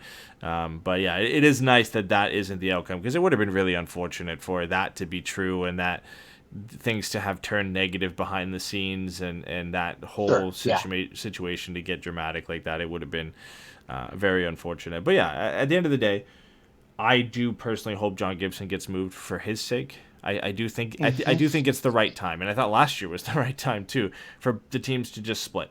Right, he deserves a better situation. The Ducks do deserve to get something in return for him because I do think he's a talented goaltender. But ultimately, that decision needs to come to a conclusion. I think by the start of this upcoming season, and I think that the best conclusion is for John Gibson to be with another organization, the Ducks to move forward with Dostal, and both parties there to be happy and move forward. So we'll see. It's one I don't see getting solved anytime soon. I think it's one we. Do you think he gets moved relatively shortly after the Hellebuck situation gets resolved? Because I could see it going either way. I could see somebody going like, you know what, fuck the extension, let's go get Gibby. Yeah. And I could just as easily being like, all right, Hellebuck's off the market. Let's go see what Gibby's at. So, because I think you can go either way. I do see it as both, as if that's kind of a cop-out, in the sense that I think there's enough teams that already know they're out on Hellebuck, right? Like, they just know they're not going to do the extension and they're not going to commit to that their number one option beyond that is John Gibson, or he's one of their next top options of who they would look for, depending on how they feel about him. But I do feel that when Hellebuck decision is made, there will be teams that would consider both, but Hellebuck was the number one option, who would then pivot to John Gibson. And, teams that were really trying hard on Hellebuck and weren't looking at secondary options at the time, don't know how many that would be, but then they would pivot automatically and increase the market for John Gibson. So I don't think things get more exciting and there's a better chance after Hellebuck moves. But it's just for both of those situations, for Hellebuck and John Gibson, it's one of those things that I think is going to be like end of July, early August, when the dust settles from free agency and you start being pressured a little bit closer to camp here to start making a move, and teams really got to make that decision and cough up what it's going to cost to get those guys. So New Jersey's one to watch for sure. I think New Jersey ends up with one of these guys, whether it's Hellebuck or Gibson. I don't think they're comfortable heading into next season with what they have. So I think ultimately one of them goes to New Jersey, and then from there on out it just depends what the other teams are willing to give up for the guy who remains, if it's Gibson or if it's Hellebuck. Yeah. So I guess we can move on to why the fuck are you trying to trade Tristan Luneau? my guy, like. I'm not. Why are you trying to ship my guy off to Ottawa, bro? Other people are trying to trade one of the trio of CHL defensemen of the years that we have, in Mintyukov, Zellweger, Luneau. I don't know if these are all Sens fans or just Ducks fans, but they believe that one of those guys have to get included. We've done our conversations, had our several mock trades we've done in Twitter, in our chat here over the last couple of days, where we've actively tried to exclude some of those guys. But honestly, it's so hard to judge what the cost is going to be. The only thing I've gone off of is what the Sens paid to get him. I don't think they can get more than what they paid, which was a 7th overall pick at the time, a 2nd and a 3rd. I don't think you're going to get more than that. So that's the base starting point. It has to be that or less. So we started that conversation with, okay, well, it could be like a top 5, top 7 protected first in 2024, a prospect, or the same kind of deal, a 2nd and a 3rd or something like that. Then it comes out, well, no, the Sens would love to keep Debrincat, but he doesn't want to stay in Ottawa. He wants a long-term contract. They don't want to give it to him. The Sens want to be competitive, so they want a roster player, a middle 6 forward to come back. Okay, well, ultimately, you kind of, at that point, take the first-round pick off the table if you want a middle 6 player coming back in the trade. So we start looking at, Strome for Toronto. Henry, probably not the best option because he's got 1 year left, but you could throw him in the mix as well. And then you look, okay, what can you add to that? Okay, well then it can't be one of the top prospects. It can't be, a Mintyukov, a Zellweger, somebody along those lines. Maybe a Perreault, a guy who's still close to the NHL at the AHL level, a Tracy, a Hellison, if they want a defenseman, somebody like that. And then you add the pick into that, like a 2nd. So that's, I think, what we ultimately worked around to. But there are a lot of people who said, no, it's got to be one of those defensemen included. And that's why Luneau comes up, man, because I know you love him. I know he's your guy.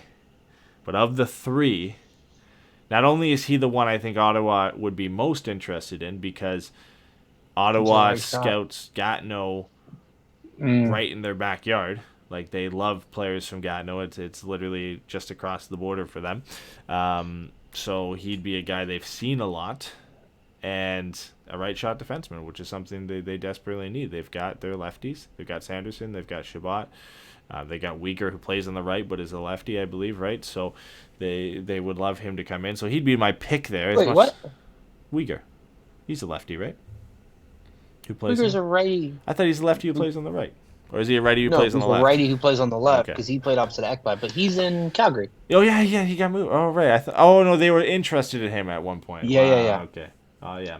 But so here's the thing. Yeah. Yes, Luneau, because let's be very clear.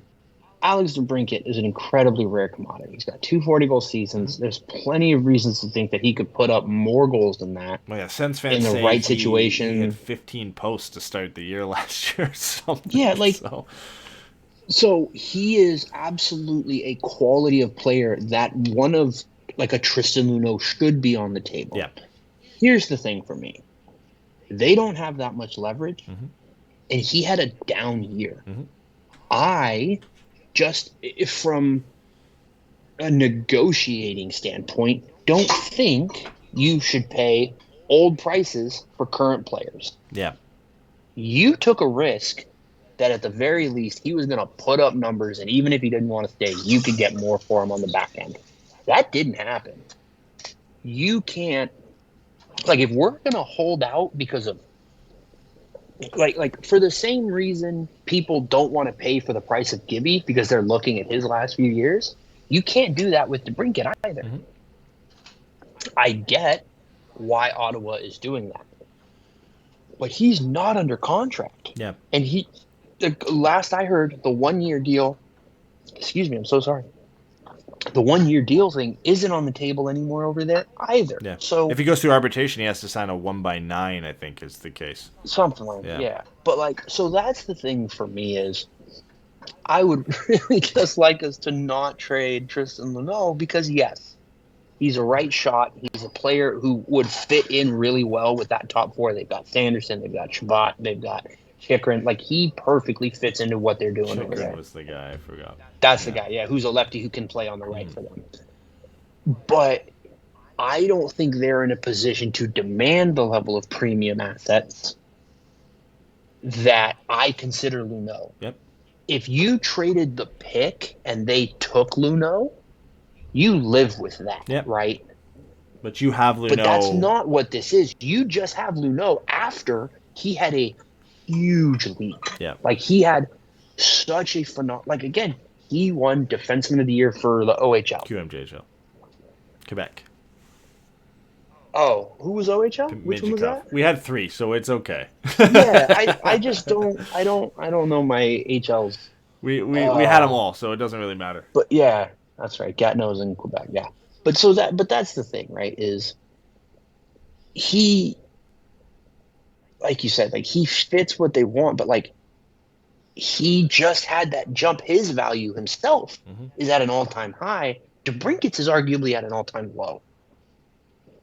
I would trade Luneau for Matthews. I would trade Luneau, maybe even Nylander.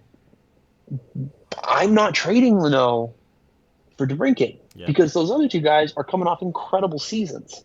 William Nylander just had his best season of his career. Yeah. You got to pay high prices for guys like that. Alex Debrincat had a bad year on a bad team. He still did well, and yeah, he hit 15 posts or whatever, and that could turn into 8 goals like that. But it didn't. But it's just the give and take of the negotiating, the arguing. He's going to need the extension. Like, there is still legwork to be done even after the trade is made, so I don't think Anaheim should be anywhere near, like, you know, one of the kids they drafted, Connor Smith. If you want to say Connor Smith, and again, I don't want to say this because I like them all. They're my beautiful boys right now. If you want to say Connor Smith projects similarly to Noah Warren, And so you're comfortable moving on from Noah Warren. You give him, again, that guy that can play with a Jake Sanderson who's flying up and down the left side. You give him Noah Warren, hard-nosed, stay-at-home right side defender. He's going to go out there and just beat the shit out of people and make them pay a price. Yeah, man, you can talk me into that. I still don't want to trade Noah Warren because I like it. Yeah. But, everybody falls in love with their own prospects. But I think there is an objective high value to Tristan Luneau coming off of the season he is and going into the situation with which Ottawa is. You can't trade those guys. No. And again, I would rather trade a Pastujov, who, if you want to say maybe has a higher potential, I don't know that I agree, but whatever. You're getting a forward back. So it's okay to move on from a guy who you're hoping can maybe turn into a difference-making forward. Mm-hmm. So that's all. No, yeah, I'm okay trading Helleson, and at that point I'm also okay trading Noah Warren because I think they profile the same. For me, Mintyukov, Zellweger, or Luneau, I don't touch them. I don't touch them in a trade for Alex Debrincat. That's the core of this defense moving forward, plus Drysdale. Yeah, there's just too much upside to the seasons they're coming off of that they are very close to untouchable in the prospect pool for anything. And as much as I think Alex Debrincat is exactly what this team needs, he is small, but he's a hard-nosed player. He hits a lot more than you would think he does for a guy that's 5'7", and he over the last, I think what they said 100. Or what is it? The last 3 seasons or something like that. He's 12th in goal 200 scoring. Games, the last 200 games, he's 12th in goal scoring, and the names above him are elite players. There was comparisons that he wants Timo Meier money. People saying he's not worth Timo Meier money, but over the last, just be based off the last season, but over the last 3 years, he's got more goals, more assists, more points. There's just the size difference. So I do think he's worth the around, maybe not the 8.75 or the 8.8, but I do think he's worth 8.5. I think he is, especially if the cap's going to go up. But in some situations, the sign and trade adds value to a trade. I don't think it does here, because he does not want to re-sign in Ottawa. Right. Ottawa doesn't want to give him that extension. And from what it sounds like, the teams interested don't want to give him the extension. They don't really care about that 8th year. So that 8th year that Ottawa can offer really isn't valuable in this trade, right? That's when a sign and trade becomes valuable is, the team trading him can sign him for that 8th year. And you're paying for that value to have him locked down for 8 years rather than 7 years, right? And to have that done and ready to go right when the trade is made. That doesn't seem to be the case here in this situation where Anaheim or the Islanders or Detroit aren't really as interested in that 8 years, and they're trying to negotiate with Debrincat on something shorter, whether it's 5 or 6 or whatever the case may be. So I don't see the leverage there for Ottawa. There's leverage for Debrincat. Mm-hmm. There's leverage for the teams trading for him, but the Sens are at the ultimate loss there in that this is a guy who doesn't want to come back. Doesn't get any easier to trade him if he goes to arbitration and signs a 1/9. I think they get less. Right, well, because then his qualifying offer fucking jumps, all that shit. I think they get less having to trade him in that scenario, whether it's middle of this, it'd have to be mid-season at that point, where teams aren't willing to give up as much. At a deadline, trying to move Debrincat at the deadline, I think you're going to get less than you would get for him now. So there is that time constraint for the Sens to move him. So it comes down to who breaks first. Debrincat has the leverage in wanting what he wants for a contract and expecting a team to kind of break down and want him enough that they're going to give him that extension and pay him what he wants to be paid. Or is Debrincat going to break and enough and say, okay, I'll settle for this and go to this team because I just want to get out of this situation. Ultimately, I think Debrincat wins. I think at the end of the day. I think whatever absolutely. Team ends up getting him caves to the demands that he's asking for, pays him the 8x8 or 8x8.5, and he walks away the winner here. And we've talked about what we'd be comfortable with, and I would be comfortable with an 8x8.5. I'd be comfortable with an 8x8.75 that or the 8.8 that Timo Meier got, because he is exactly what the Ducks need right now, and he is what you would hope, or what we hoped Perreault at the very best would become. He's what you would hope Pastujov at the very extreme best would become, and that is a guy who can hit 40 goals a couple of times and be a consistent 30-goal scoring threat, a guy who can put up 70, 80 points. There aren't many of them around the league. And like we'd mentioned, over the last 200 games, Debrincat is 12th, right? He's the 12th best goal scorer over that time. You're looking at guys like Matthews and Pasternak and Ovechkin as the guys above him, the real elite goal scorers in this league. He's in that next tier below them.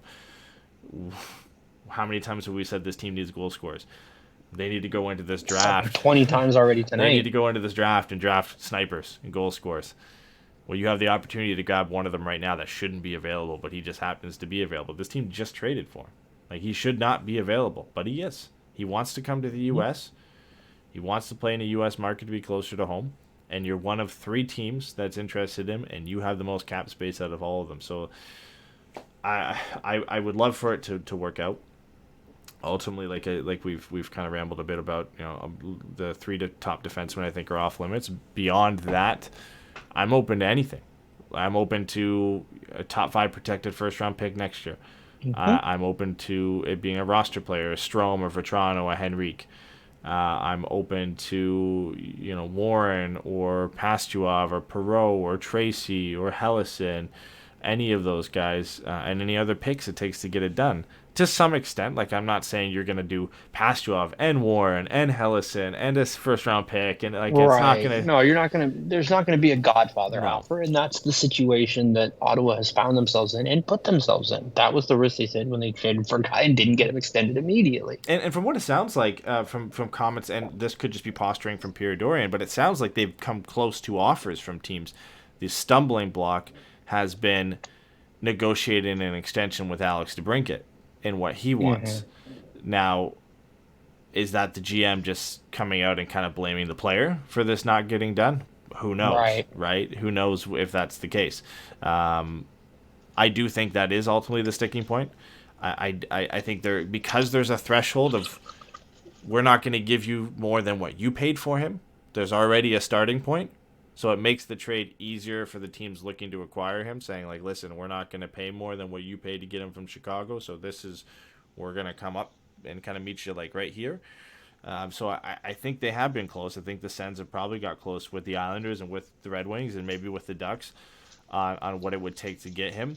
And ultimately, in the Islanders' case, I'm sure it's making the dollars work because they've got about $1 million of cap space right now, and there's not too many roster players they can send out the door easily to make that work. I think we talked about Peugeot, but all their forwards and all their defensemen that make any money seem to have some sort of trade protection, whether it's modified or a full no trade clause or whatever it may be.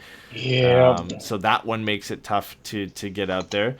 The Red Wings are in a kind of similar situation in that their forwards, if they're giving back roster players, have some sort of trade protection or only have 1 year left. So how enticing is that for the Senators? Like, Kubalik and Perron have 1 year left. Perron has 1 year left with trade protection. So how does that trade look? Do you start looking at prospects at that point? Who knows? So again, biased, but even just looking at the situations, the Ducks do have all the tools to make it work. It's just, does Debrincat want to come here? And are the Ducks willing to give him what he wants on a salary and term basis? I think that's what it ultimately comes down to. So, as much as there are reports that we're out of the mix, like I said, it takes one call to get back into it. I think the Ducks are the best positioned team to get back into it. And as somebody liked to point out too, it's kind of funny that the 3 GMs who leak almost nothing are the ones to be in on Debrincat here, and we've heard almost nothing from it. Like, it's Lou Lamoriello, Steve Yzerman, and Pat Verbeek don't let a lot slip, and we've heard absolutely nothing on Alex Debrincat over the last couple of days. Not a single fucking trade package rumor, man. No. It's just been... It's speculation. They're interested. Yeah, we heard 3 days ago. The first report I saw was from David Pagnotta from the fourth period. He said that the Ducks were one of the teams very interested in Alex Debrincat. That kind of kicked things off. Then Bruce Garrick, who reports, I think, for the Sun in Ottawa, put out a bunch of articles on the situation. But a lot of it's just reports from the agents, reports on the situation, and more reports from Debrincat's side in terms of what he wants money-wise. And obviously that's coming from the agent, right, and trying to accelerate the situation more. So we're hearing more on that side. And, of course, out of all of this, who would be the most willing to talk about the situation? It'd be Alex Debrincat and his agents to try and get something done. We've heard Pierre Dorian go, because he has to talk to the media about the situation, kind of address it, but be very vague about it. But on the team side of things, it's been very tight-lipped, other than really just finding out who's interested.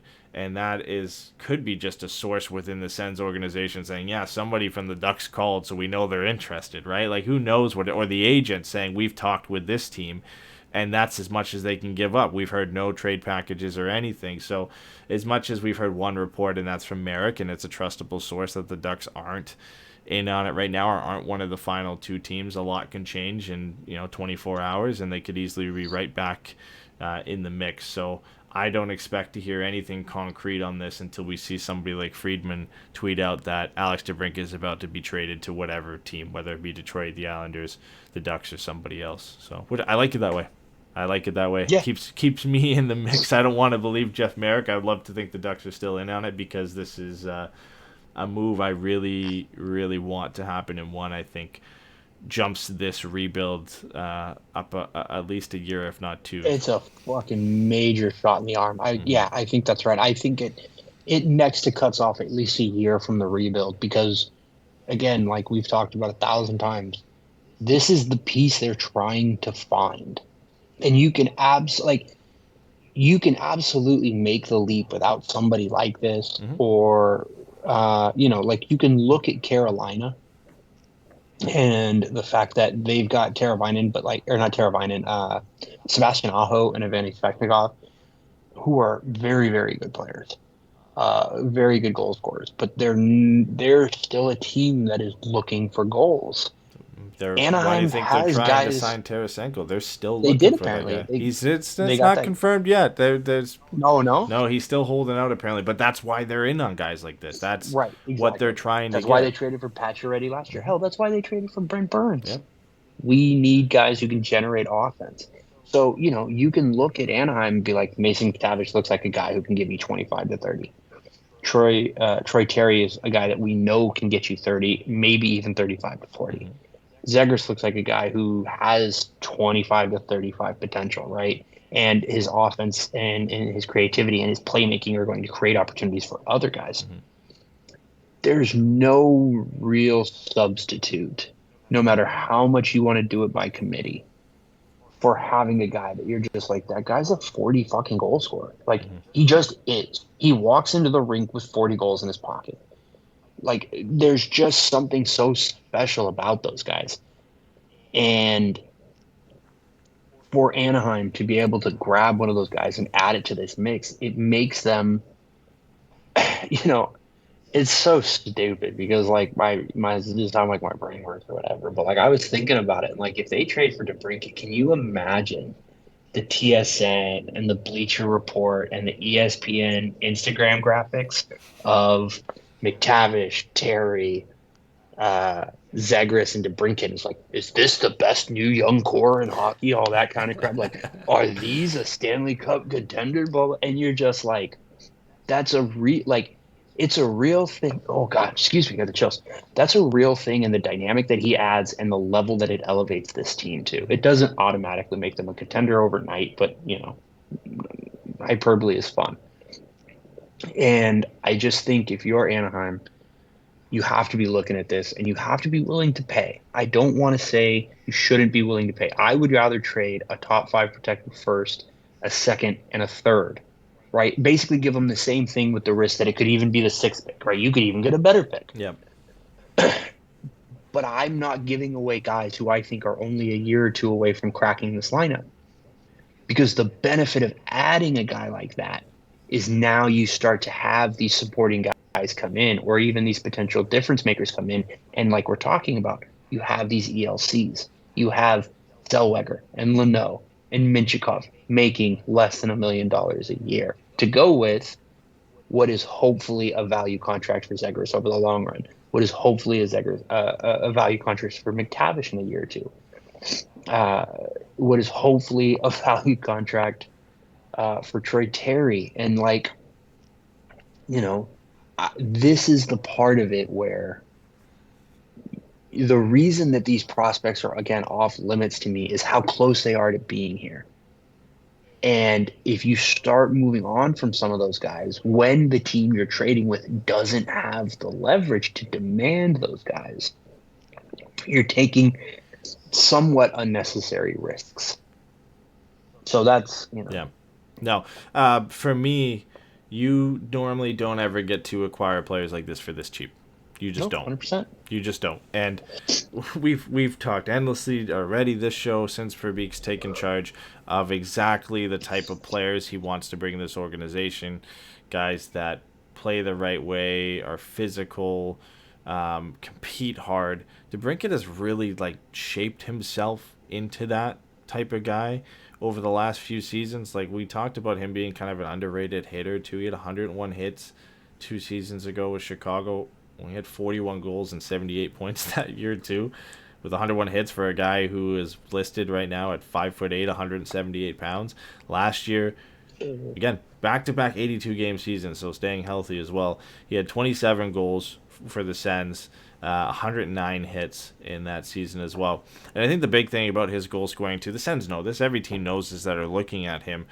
He shot 10% last year, which is normally around league average. He averages around 15% in his career, so he shot 5% lower than he did. Still scored 27 goals, and is like a lot of Sens fans have liked to point out over the last few days on Twitter, he had 15 to 16 posts to start the first half of the season. So this is a guy, if he didn't have a shortened season in 2021, would have 4 40-goal seasons in 5 years. Or sorry, 3 40-goal seasons in 5 years. And if he shot at his career average this year, would probably have back-to-back 40-goal seasons as everything went right. They know that potential is there. He can do this. And you just have to, I sit here and think of what better player to put with somebody like Trevor Zegras when we watched what Debrincat was able to do playing with somebody like Patrick Kane, right? This is... I mean, how many of us fantasy cast the Cole Caulfield trade, right? This is what that is. Yeah. Yeah, it's the perfect fit, the perfect scenario. Listen, Debrincat's from Michigan. I'm sure Detroit is honing in on that as much as they can to try and bring him there. I think he's... All right, Cam, let's fucking go. Get on the phone. Tell the kid Anaheim we're off. Let's go. I think, what are you doing? There's a reason the Islanders, the Red Wings, and the Ducks are in the mix. They're all young teams. Or maybe not the Islanders. They're all they're all teams that are desperate for a goal scorer like this to fit into their lineup. The Ducks just happen to be, of the three, the best positioned to get it done, to give him what he wants, and to play him. I think of the three, and again, this could be some bias, but just looking at the rosters, the best position for him to succeed. You're guaranteed left wing 1, power play 1, playing with one of the best young playmakers in the league, whether that right now is Trevor Zegras or in a couple of years Leo Carlsson, or you're playing with Mason McTavish or Troy Terry. They're all going to try and get you the puck, and you're going to be that go-to option on the power play. This is just me hoping that somebody related to Alex Debrincat is listening to this podcast and is just going to show him my pitch to why he should play for the Ducks. But man, I know I'm going to be disappointed when this likely doesn't happen because it seems like over the last few years, all the big names that we've been linked to in trades have been one of the final teams with. It just doesn't end up happening. It doesn't end up being the guy. But of all the ones that have happened, I think at one point, Meyer and Evander Kane and all the ones over the last few years, this is the one at the right time. Don't put that other fucking guy in the same I know. Don't do that. We're gonna have a fist fight. I swear to God, I have. This is the one that makes the most sense, group. And it's the right time and the right fit and the right age profile and everything that kind of goes into it for the guy that you would want to have on this team. So I don't want to get my hopes up. I do think this is something that's solved relatively quickly. I think we see this done in the next week or so, whether it might even be by the end of this week where something gets resolved, because we're down to the final few teams. I'm sure they're only a few $1 million apart in terms of the money that they're asking for, and I think the offers of what the Sens have on the table, I think they're happy with the offer that they're going to get for him. It just comes down to the Debrincat and whatever prospective teams finalizing an agreement on how much he's going to earn and for how long. So, again, that's why I am optimistic about the Ducks, and the only reason I'm optimistic is the flexibility they have to give him what he wants, or more than what he wants, to be that team to kind of get that deal done. And that's just whether they break and they are willing to do that or not. But we'll have to see, man. I will be I will be disappointed if it's Detroit and Stevie Y gets one over on Pat Verbeek, and I'm hoping that is a little incentive there for Pat Verbeek to stick it to Stevie Y and get the guy that both of them want. So we'll see. Yeah, I think those are the two best places. Like I think if you're the Islanders, you get why this is what you want. He drops, the age of your core. He's closer in age to Barzal than Lou Lamoriello, which isn't really something you can say for the rest of that roster. Yeah. But again, like you're telling me a team with him and Dylan Larkin and Lucas Raymond on the same line, like there's a lot there. Like those are the two teams to me that make the most sense. Because again, like you're saying, it's about the mix of cap space, assets, and the premium lineup spot that he wants and he deserves. Like the quality of player he is commensurate with that lineup spot. So, there's a guy who's going to sign for 8 years. Like 25, you're going to sign for 8 years. That's your prime. That takes you to 33. You want to win as many times as you can in that window. Again, you can't speak for. That's what I'm saying. You can't speak for the player and the teams and whatever. I don't understand how you look at the Islanders and say, "Yeah, I'm going there." They've got to overpay. That's the only way the Islanders make sense is they're willing to overpay. No, they can't. That's exactly the thing. It's so weird that they're still in the mix because I don't know what the offer is and what they can do to move cap or whatever to make that work. And even from Debrincat's side, again, I don't know how you look at that roster and say, yeah, I'm going to spend 8 years here, unless it is like a 10-by-4 or something ridiculous to get him to free agency at 28 or 29 and just get a significantly more money, knowing that he can ride out, 4 hopefully decent years with the Islanders. But, Detroit and Anaheim seem like the best options as young up-and-coming teams that are making a push to get back into the playoffs. And, maybe you have one down year, you're still going to do well individually, but both of these teams are trending to get back to being, the best teams in their respective divisions and conferences. So, ultimately, again, selfishly, if you're Debrincat, you look at potentially a better chance with the Ducks in the Pacific Division than you do with the Red Wings in an Atlantic Division that has the Toronto Maple Leafs, Florida Panthers, Tampa Bay Lightning, and Boston Bruins, right? So that's what I'm hoping. That's all I'm hoping is he really takes a long look. I think it was Friedman who said initially Debrincat to the Ducks seemed impossible, but he, Debrincat himself sat back and looked down and looked at the Ducks roster and the young players they have and the trajectory they're on, and now it seems like it's something that could happen. So I hope that's the case, and I hope he continues to think on that a little bit more as a fit. But we'll see, man. Like there's always something with that pull for Detroit getting players from Michigan, right? So we'll see if they want Cam Fowler. Yeah, do they? Well, Dylan Larkin spent a lot of time with Trevor Zegras this summer. Trevor Zegras. Don't say stuff like that. What are you trying to do? No. I'm saying, maybe Trevor Zegras can reach out to his buddy Alex Debrincat and say to come back here, to come to Anaheim. So we'll see. Yeah. So, all right, man. Let's jump back to the draft and wrap this baby up because I think we've pretty much covered everything other than the non-Leo picks, right? Yeah, pretty much. I'm surprised we did all that in under 2 hours. Like, go us. Jeez. Yeah. All right, so second round pick. We were both hoping for Andrew Cristall. Did not happen. But as we've talked about a lot, the Ducks had a plan clearly at this draft of the type of players they wanted to draft, and it was Nico. I'm gonna go Majadovic. Majadovic. Okay, I was gonna say Majadovic. Majadovic. Well, that's what I would have said, but I heard him say his name earlier because I listened to the podcast. Because I am a professional. Here's the thing I wanted to say real quick. I made a little spreadsheet because I'm special, and the thing that's interesting to me is all but one of the players Anaheim drafted were ranked in Elite Prospects top 136. Where they were ranked is a little all over the place. Majadovic was ranked 112th by them.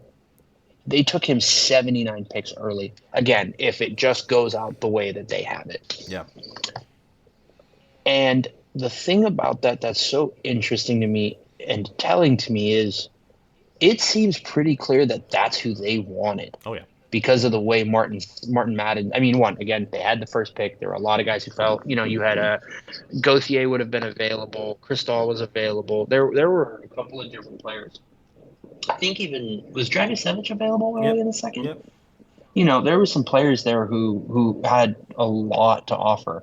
And they took this guy, and when they were talking about what they did after him, Martin Madden said, after Nico, specifically said after Nico, we went for goal scorers. They have to be hugely high on this kid. Mm-hmm. And, he's a full 200-foot type of player. He's got a pretty big size. He's got some good size on him and stuff like that. This is a pick that I think is them, in a sense, calling their shot. And it's a very interesting pick. Yeah, I don't remember who it was on Twitter. It was kind of a prospect reporter, but that had said that Nico Majadovic was one of the kind of early risers or the late risers up boards in the draft, just because of the way the second half of his season went. I think it was Stephen Ellis. He said there was a lot of hype surrounding him for this year. He's kind of an excellent net front presence guy, not a great skater, but it's developed over the last little bit. So he was one of those guys that, rose from being that, third or fourth round pick range to into kind of the late second on some people's boards. Clearly for the Ducks, he was the guy they were, like you'd mentioned, that they wanted him for sure. They knew he'd be there, and of all the guys that were available at that point, they didn't like any of them enough to take him over, them over Nico at that point. So, when you read his profile and you look into, the type of player he is, you can see exactly why they drafted him and the approach for him. He's a guy that should make the NHL. He's a big kid, power forward type player, does everything well, works on the penalty kill, wins board battles, is relentless to play against. He does have some speed to him. The skating structure isn't the best, but he's just one of those guys that does everything and you love to have in your lineup and move up and down the lineup. So you just know that that's what they really kind of valued here and hoped that they can kind of build on the rest of his game there, that the goal scoring can kind of develop. He went from having 28 points in 60 games the season prior to 30 goals and 30 assists in 68 games this year. So a big jump in his production. Played for a team that won the WHL championship, and he was one of the kind of the main assets of that team, played a key role in the Memorial Cup as well. So they watched a lot of him this year and had a lot of chances to look at him. But for some people, he was a guy that rose high up on those boards. They got a lot more looks at him than a lot of other players because he played so many games this year. They got to see him through 4 rounds of playoff hockey and what type of player he was in that type of atmosphere. They got to see him in the Memorial Cup in a really tough competition and what type of player he was there and how he played in those types of situations. So I think with that much game time and with that many eyes on him, the teams who covet that, like the Ducks, and want to draft players like that, he shot up a lot of boards. And obviously for Martin Madden and the Ducks was a guy they really keyed in on. So it was maybe the one pick of all of them, I wasn't sold on and the happiest on with the guys that were available there. I see why they took him. It's a bit of a safer pick for sure. But I get it, right? It fits what they're looking to bring in. As much as I would like a high-risk, high-reward pick like Andrew Cristal there just to try and, really home run swing on a guy that could be a difference maker at the NHL level.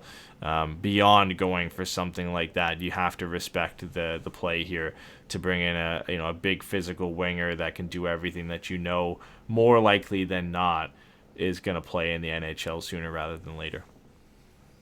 Yeah, and I think I one of the things he said when he talked to Alexis Downey and Ken French on the Duck stream was he wants to work on his goal scoring, right? Like he wants to continue to improve on his offense. So as much as that can be concerning in one sense of like, well, if even he knows that that's not his best skill, like what are we doing from an upside point? It's also like, this is a kid who knows who he is and what he can offer, and also knows that if he can continue to add that element to his game, because like you said, he went from 28 points to 60 points.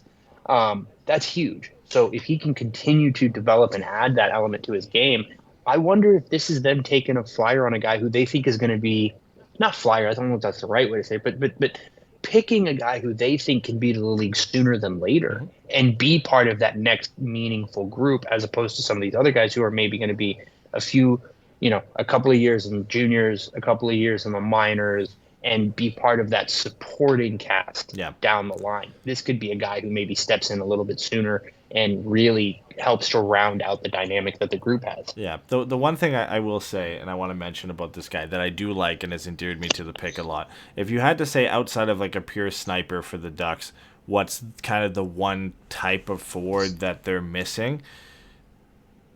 I'm going to ask you this. What do you think, to see maybe if it lines up? And I know they're missing a lot of things, but if you're taking out pure goal scorer, the type of forward the Ducks could really benefit having in their lineup, a profile, what do you think it would be? See if we're aligned here. I mean, there's no wrong answers. I just want to see if we're aligned here. And I obviously have the answer here with it written down, so I have an advantage. I would say, I would almost kind of say a high-end do-it-all guy. Yeah. Like, if you told me a 25-goal Jakob Silfverberg, that I think would be the guy that I would want. And I think, especially with Comtois being out the door, Jones looking like a dude as opposed to the dude, I think the other thing you would look for is someone who can get to the front of the net and cause some chaos. Yeah, so that's what I was going for there, because I feel like we've asked for that with a lot of these guys. Max Jones with Maxime Comtois, with Nick Ritchie, is a guy that can go to the front of the net and not just block out the sun, but be effective there. Be in the right position to cash in on rebounds. A guy who's really good at the deflections. Really effective effective front net presence guy. I think it was the WHL, or somebody put out an article this year basically calling Matovich the rebound king of the WHL. Like, he created an insane amount of opportunities and goals scored this year in front of the net with rebound opportunities, with deflections.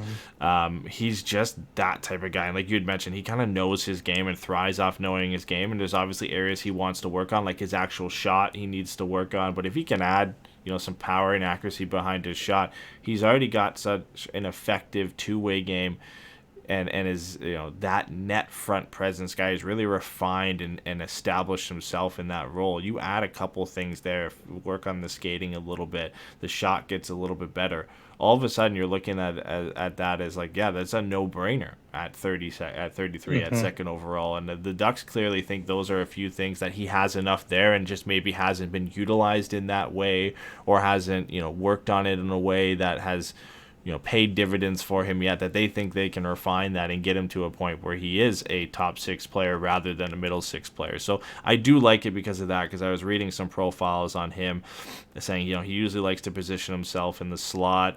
He's cemented himself in front of the net for high danger chances, become kind of the rebound king at this point in the WHL. Had a lot of success with rebounds, deflections, tip-in goals, and a lot of that largely credited to his positioning, not just his size. So that's something you like to hear, and what I kind of like and started to like about this pick the more I read into the guy, because there wasn't, again, where he was ranked, there wasn't a ton of in-depth scouting reports on this guy. Like a lot of second overall picks, the Dragicevic and the Cristals and the Gavin Brindleys, guys that were projected second to round, go not second overall. Late. Second round. Guys that were projected to go late first or into the second round. There's always a ton of reports on these guys, in-depth reports, and for Matovich, there wasn't a ton of them. So I know Smart Scouting had one, the Hockey Writers had a one as well. Obviously, Elite Prospects has it. What? Nothing. You said it the way you're supposed I to said it say the way I'm supposed to say it. But it's very funny that because you said it the way you're supposed to say it, which is what they want, it creates the accent on its own. Yeah. And it's very funny for hear you go from process to smart.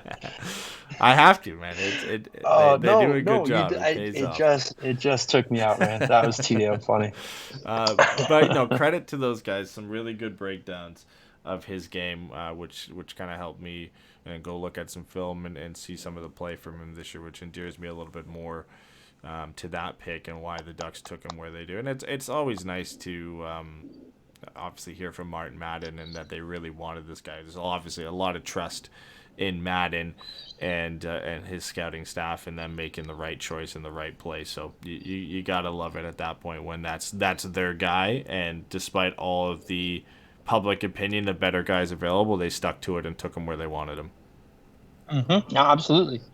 There's a lot to like about it, and so it's exciting because, like you're saying, I think maybe that is the better way to put it as opposed to a Stofferberg, which is a me thing. I think you would say it's actually closer to a Corey Perry would be the need.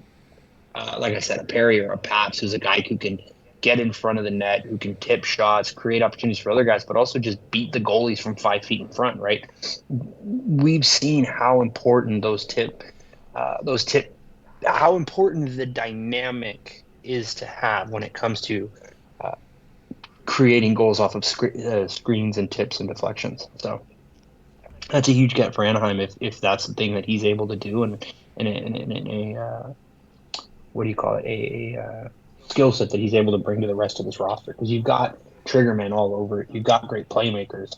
If you got someone who can just at the last second make it that much harder, you're made. All right. Next pick of the second round was Carey Terrence from Jamie Drysdale's Erie Otters. Another one kind of off the board. I think Elite Prospects had him ranked at 128. And the Ducks 69 picks early. Yeah, the Ducks ended up taking him at 59th overall. Mm-hmm. Yeah, and this is a kid that's got a cool story. He's I think he's the second player to be drafted from his reservation. I think he's a member of the Mohawk tribe. I think I got that right. But I think him and Brandon Montour are from the same area.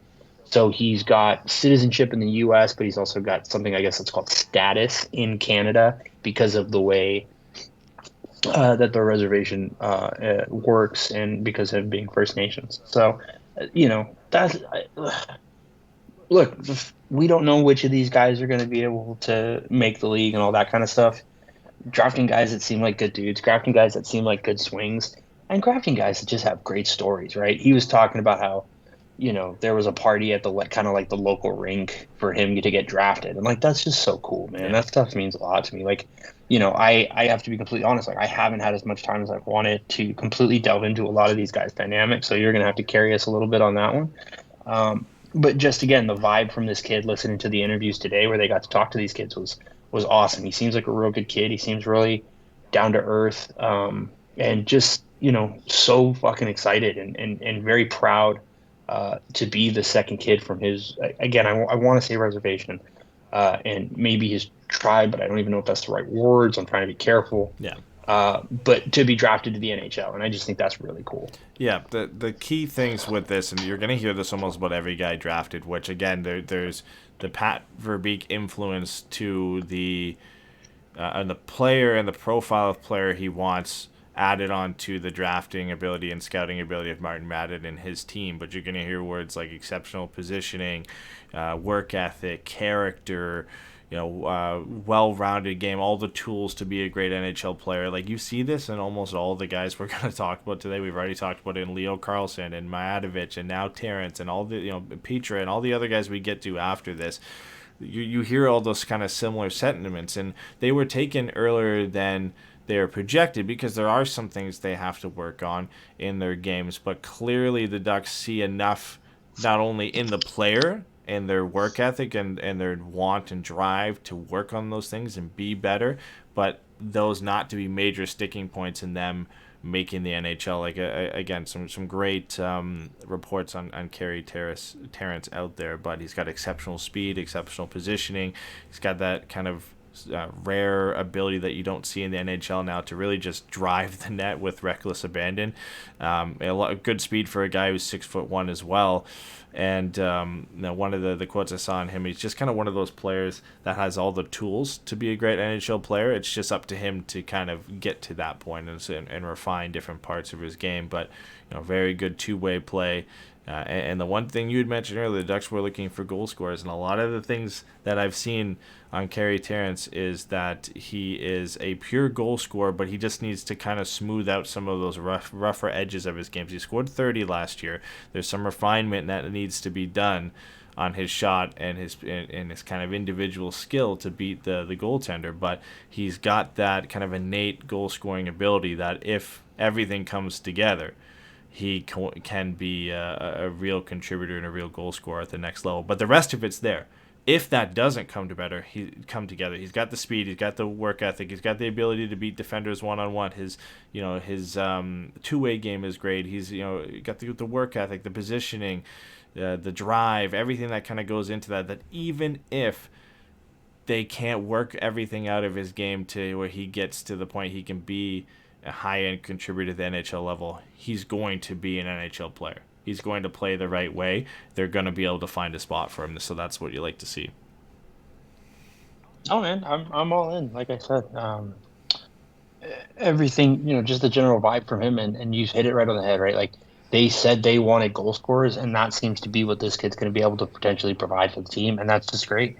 So I'm excited about it. Mm-hmm. Next, however, though, is a player I am very, very excited about. Damian Clara, a 6'6" goaltender out of Italy, who I guess is maybe kind of like Swedish by birthright or something like that. But he was born in Italy. He's a 6'6" goaltender, and he was considered to be one of the handful or so best goaltending prospects in this draft. And this is somebody that Martin Madden specifically said, like, we didn't want to wait. We knew with that pick he was going to be there, and we didn't really want to risk him not being there. And I mean, that I think should speak very highly of him because it's 5 picks. He was taken 60th overall. Colson Petrie, who was taken after him, the first pick of the 3rd round, was taken 65th. And they just were like, this is our guy. We're taking him now. And, it goes back to the guy they drafted last year, Gage Alexander, who was a 6'7" guy. They are, they have Dostal, who's a smaller guy, and now they're looking to add more modern, massive size, goaltenders. So yeah, and the thing I think for him too is the one concern you always have with larger goaltenders is the speed isn't there, and they're not able to kind of get to their spot, and the agility is tough. You sacrifice some of that speed and that quickness with the size, but from what I've read on him, he does have a great skating ability for a large netminder. He is quick on his feet. His positioning is good. He's able to kind of develop quickly and get to opportunities that you normally wouldn't expect for a larger goaltender. So it is interesting to see that profile from a larger netminder where it's a bit different than Gage Alexander in the way he was profiled, where he is a bit of a slower netminder, and you expect that for a guy who is kind of 6'7".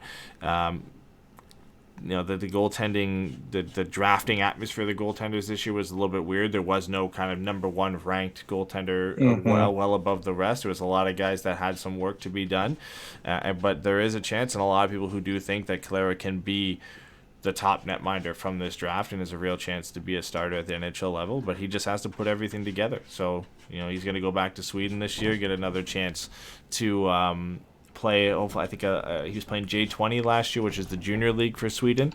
So he's going to go up and play. I think for the he was playing for Farstad Junior. Yeah, so I think he'll play in the Allsvenskan this year, which is kind of the AHL level for Sweden, and then maybe get a couple of opportunities in the SHL. So he's a couple of years away from getting over to pro hockey, but definitely a different profile to Klang and to Dostal that we have. And, again, if you're moving on from Gibson, potentially, you want to add another netminder into the system. I think they did a good job getting one early here to add one that has that starter potential into the fold. Right, and that's the thing, right, with goalies is we've seen that while some of them are ready sooner than not, most of them do take a little bit of time to kind of develop and to get used to every level as they move up that process. So, taking him here gives them a guy who, again, they're just going to be able to kind of stash overseas for a couple of years, let him work on his craft, let him progress. They're going to be able to bring him into development camps and maybe one year he surprises and he sticks around for the full training camp and maybe he ends up in the AHL or something. That's one of the big benefits of him being from Europe is they don't have to worry about any of the CHL stuff. So if he's ready ahead of time or something like that, he's going to be able to put that pressure on this team quick or as soon as possible, I should say. I don't want to say quick because I think that kind of gives the wrong message, but he will be available to them the moment he is ready. And that's exciting. So, yeah, he's Italian, so that's what matters most to me. Yeah, well, another one for the record books. It's the first Italian-born player to be drafted into the NHL. So we've got Frank Vetrano, who's 5'5.5", crazy Italian, and then we've got a weird goalie who is a 6'6" Italian. Like, this is just beautiful, man. I'm so happy right now. We almost There's had more Italians to Anaheim. Adamo Fantilli. Remember that discovery we made there? Oh, that's right. Yeah. All right. Next pick. Oh, this would be the first pick in the third round. Here was Coulson. I think it's Petrie. Yeah. So, again, very similar type of profile and consensus on him. Just a highly intelligent player who plays well on both sides of the puck. Really versatile player, can play center or wing. Apparently he played at the top prospects game on Connor Bedard's line and didn't look out of place. He looked like he belonged there, just being kind of that strong, agile player who can play a power game and really contribute on both ends of the ice there. So he's a guy I liked. Some of the strengths that they listed for him: high hockey IQ, physical player, above average skater, creating off the rush, underrated finisher, and really the only things again that they said they needed to kind of work on for him is he needs to get stronger at the NHL level, and he sometimes forces plays. If those are some of the weaknesses, again, you look at why they maybe took a swing on this guy, is that those are things you can work out getting to the pro game, right? Everything else in terms of the speed, versatility, physicality, he's got all that already. The goal scoring ability, it's just some small refinements and adjustments he has to make to his game to get to the next level. So again, I really liked this one where they got him in the third round. There's the Elite Prospects draft guide. If you go to his Elite Prospects profile, I think everybody will like the little kind of snippet paragraph they have on him there. Again, a Pat Verbeek type player, but it says, looking for a wrecking ball, Petra hits everything, fights for body positioning with every limb, never gives up on a play. He's always in the right place at the right time, able to capitalize with a wrister that blends with pass reception, toe drag around the defender, and release in one smooth motion. And he's a physical player who uses his skills to possession before sliding a backhand pass to the slot. Like, he's just one of those guys, does everything, plays hard, plays physical, good goal scorer, good playmaker, above average skater. Again, well-rounded player who has a direct path, so you can see how he can make it to the NHL level with some refinement. He's a right shot. Yeah. Oh, sorry. No, yeah, and he's right shot on the right wing at this point, and it's just a guy that you can project on how he could get to the NHL. If things don't refine and he doesn't work on things, or things don't develop the way that the Ducks hope, he's still a guy that looks like he can be a third or fourth line player at the NHL level. Yeah, he seems to be a bit more of like a rich man Sam Colangelo in a sense, not maybe necessarily with the heavy shot, but more with that physicality and that goal scoring ability. I just wanted to mention this real quick because I made sure to make these little notes real quick. Damian Clara, like I said, the Ducks only took one guy who was outside of the top 136, 120. I think it was top 136 for elite prospects. Damian Clara was ranked at 83. They got him 23 spots late, so huge value there. Coulson Petrie was 53 for them, and 23 spots early. Whoops. Whatever. I don't know what I'm talking about. Coulson Petrie, though, they had him ranked at 53rd, and they got him at 65. So that's a huge one for them. And like you were saying with his elite prospects page from the draft guide, the 3 little icons or badges that he has is motor, analytics, darling, and versatile. And shades of Tanner Jeannot and Brandon Tanev. Like you're saying, that's a fucking awesome third line guy to have. Brandon Tanev, as goofy as he's kind of become because of the ghost picture and all that kind of stuff, that's a hell of a player to have in a depth role. And Tanner Jeannot, we can make fun of Tampa Bay all we want about the haul of picks that they gave up to get him. Like, there's a reason they were looking for that kind of player to add to their bottom 6, add some of that toughness, add some of that goal scoring ability, and really provide a different dynamic than some of the other guys that they have. And I would not be surprised if, having Tanner Jeannot is why they were so comfortable moving on from Pat Maroon.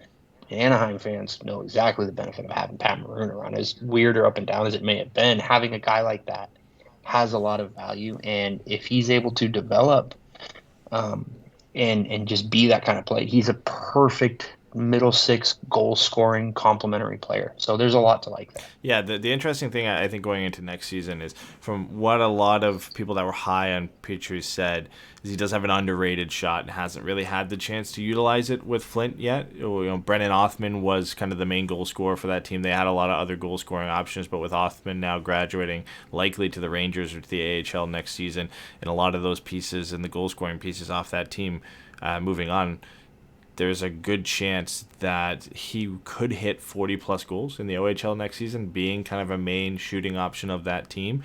And that's where you'll really see the shot kind of come to the forefront, along with everything else we've already discussed here.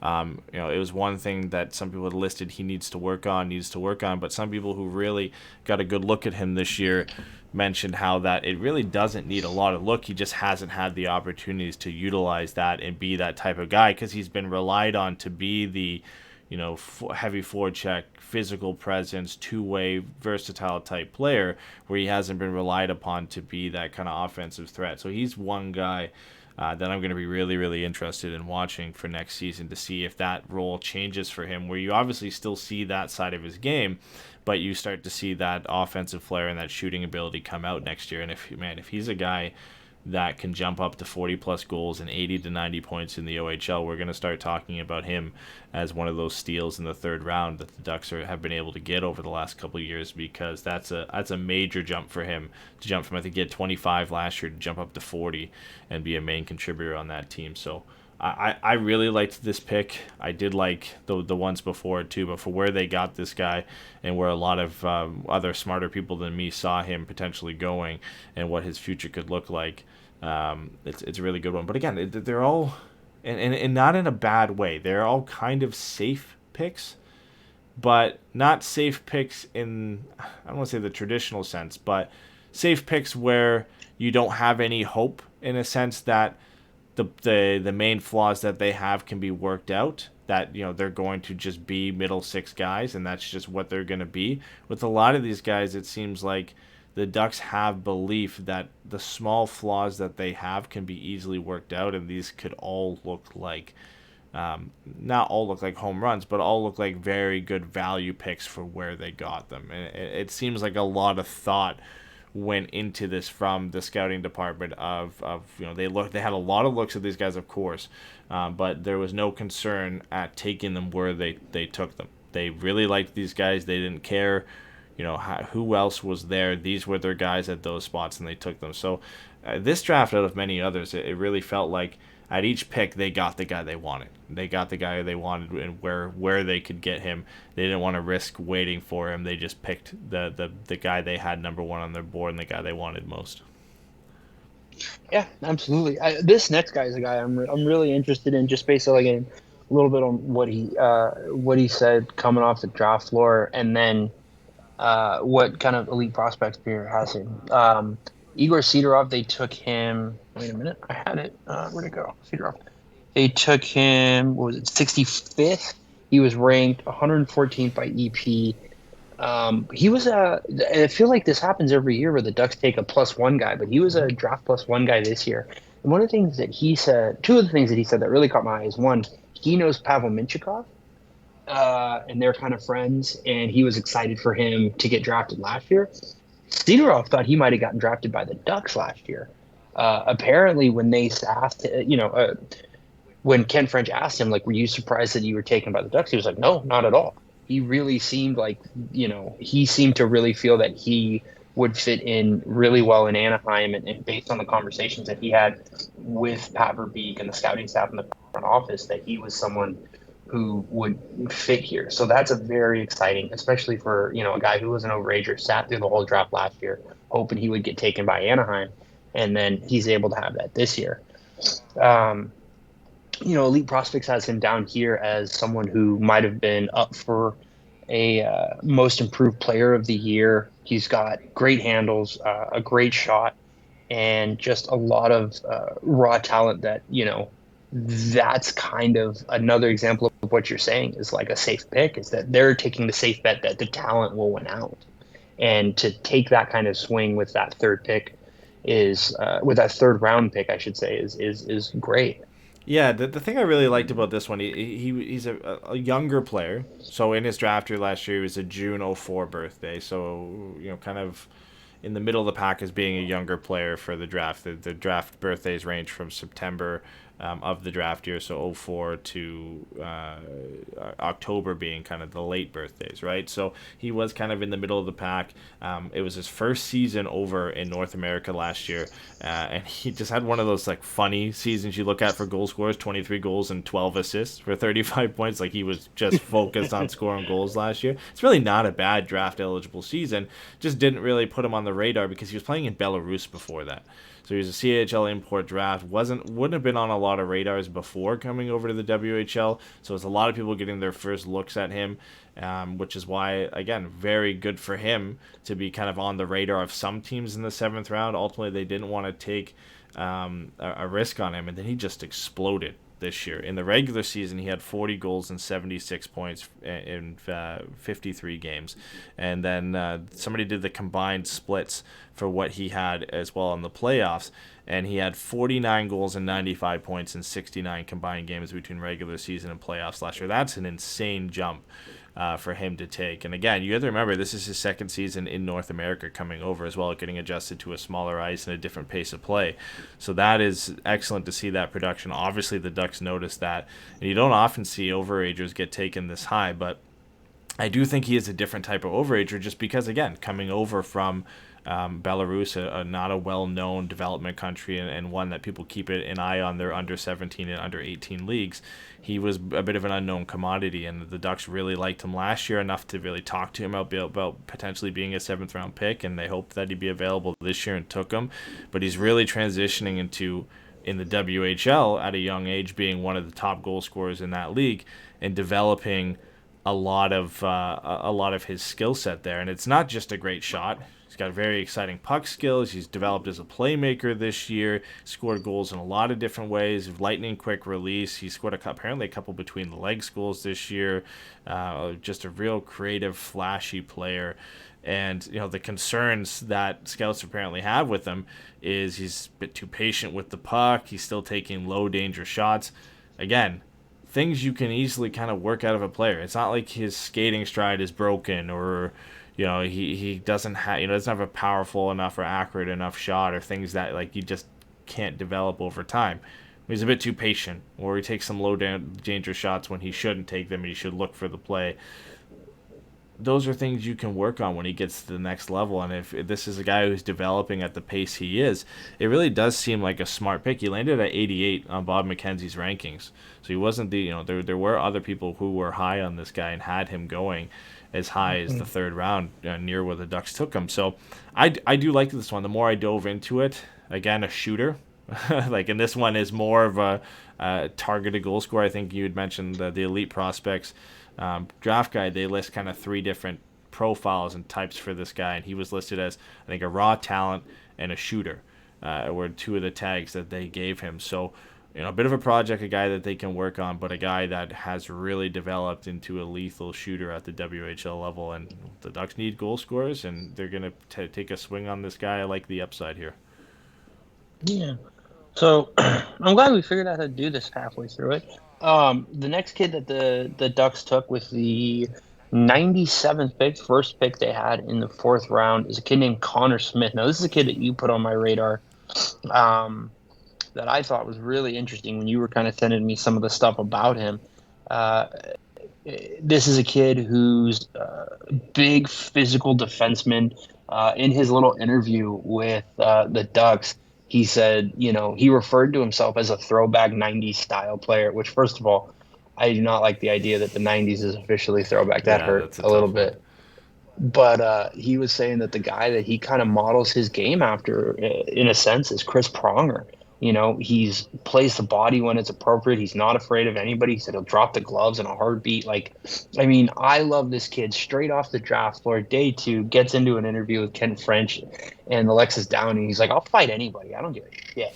And they're like, who's your favorite player? He's like, Chris Pronger. I want to be Chris Pronger, and I will fight everyone here. And I'm just like, dude, this kid is great. And again, I think this is what, this is something that we're seeing from this Pat Verbeek and Martin Madden kind of collaboration about what they're looking for in this draft, is that they want skill and responsibility up front, and they are totally fine taking high-end offensive dynamic talents with their defense, but they also want these kind of traditional stay-at-home physical presence guys because, again, like we've talked about this ad nauseum, I've fucking grinded on about this kind of crap, but as much as we're seeing speed and skill and creativity take over the league, there isn't really a replacement for just being able to beat someone up. And I don't mean that in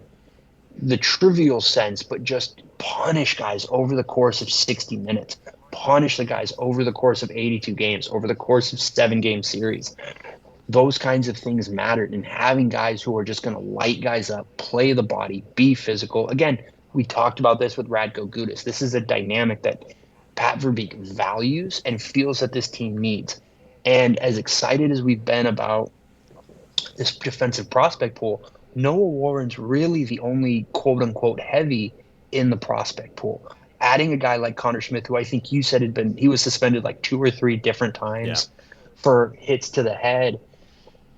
And then you remember he's 6'6" playing against teenagers. Those aren't going to be illegal hits at the next level. And as he continues to develop and continues to improve, there's just a lot to like about the way that he projects to just be a steady bottom of the lineup defensive player. So yeah, no, it's definitely the one with I think the most long shot of anybody to make it. The thing I love about him is the things you've said. He knows what he is. He loves it. He plays into that, and that's what he sticks to. And that's great. I love that the Ducks don't have a guy like this. Like you said, the closest thing they have to Noah Warren, and I think Noah Warren, because of his size, is shoved into this defenseman role, and he's very good at that, and he is a shutdown defenseman, but he does have a bit more speed, and his first pass is good enough that you can project him at the next level, and he does have a very good shot too, Noah Warren does, so there's a bit more to his game, I think. Connor Smith is very much a stay-at-home, stay at your blue line or center ice shutdown defenseman. I'm going to hit you, I'm going to hurt you, I'm going to fight you, and that's what he's going to do. Because his weaknesses are he's very weak puck possession, first pass isn't that great, his puck handling is very stiff and rigid, he relies just kind of on his size to create distance because he's got such a big reach. That's how he kind of defends and is able to control the puck and keep it away from his opposition because he has that reach advantage on his opposition, which he won't have as much at the next level. So I think that's where projections are a little bit concerned on him, that if that doesn't develop a little bit, he's not going to have that advantage in puck possession because of his size that he has at this level. He still will, obviously, because he's a monster at 6'6", but just not to the same extent when you're going up against guys on a regular basis who are 6'1", 6'2", 6'3", and weigh about the same and are a lot stronger than those guys. But everything else he does in terms of just being a mean son of a bitch to play against, that's nice to take a gamble on and just see what you can do with him, right? It's be 5th round pick at that point, right? It was a 5th round pick that they gambled on. He was the first pick of the 4th round. Okay, so 4th round pick. So yeah, 97th overall. And again, Igor Sidorov, 114th by EP, taken at 85. Colson Petrie, 53rd by EP, taken at 65.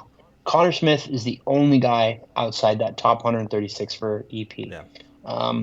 And I think when you look at what he does and what he brings, you can understand why they wouldn't necessarily have him ranked. But you can also see why a team would be willing to go, quote unquote, off of the board in that sense, right? Again, all the respect in the world for EP. They're not the only ones who do this. This is just, it's just a fact of the matter. So I'm not, what do you think? You can see why someone would be like, I get why they don't see that highly, but this is someone we value. Yeah. The dynamic that he can bring to our prospect pool, the dynamic he can hopefully bring to our NHL blue line down the line.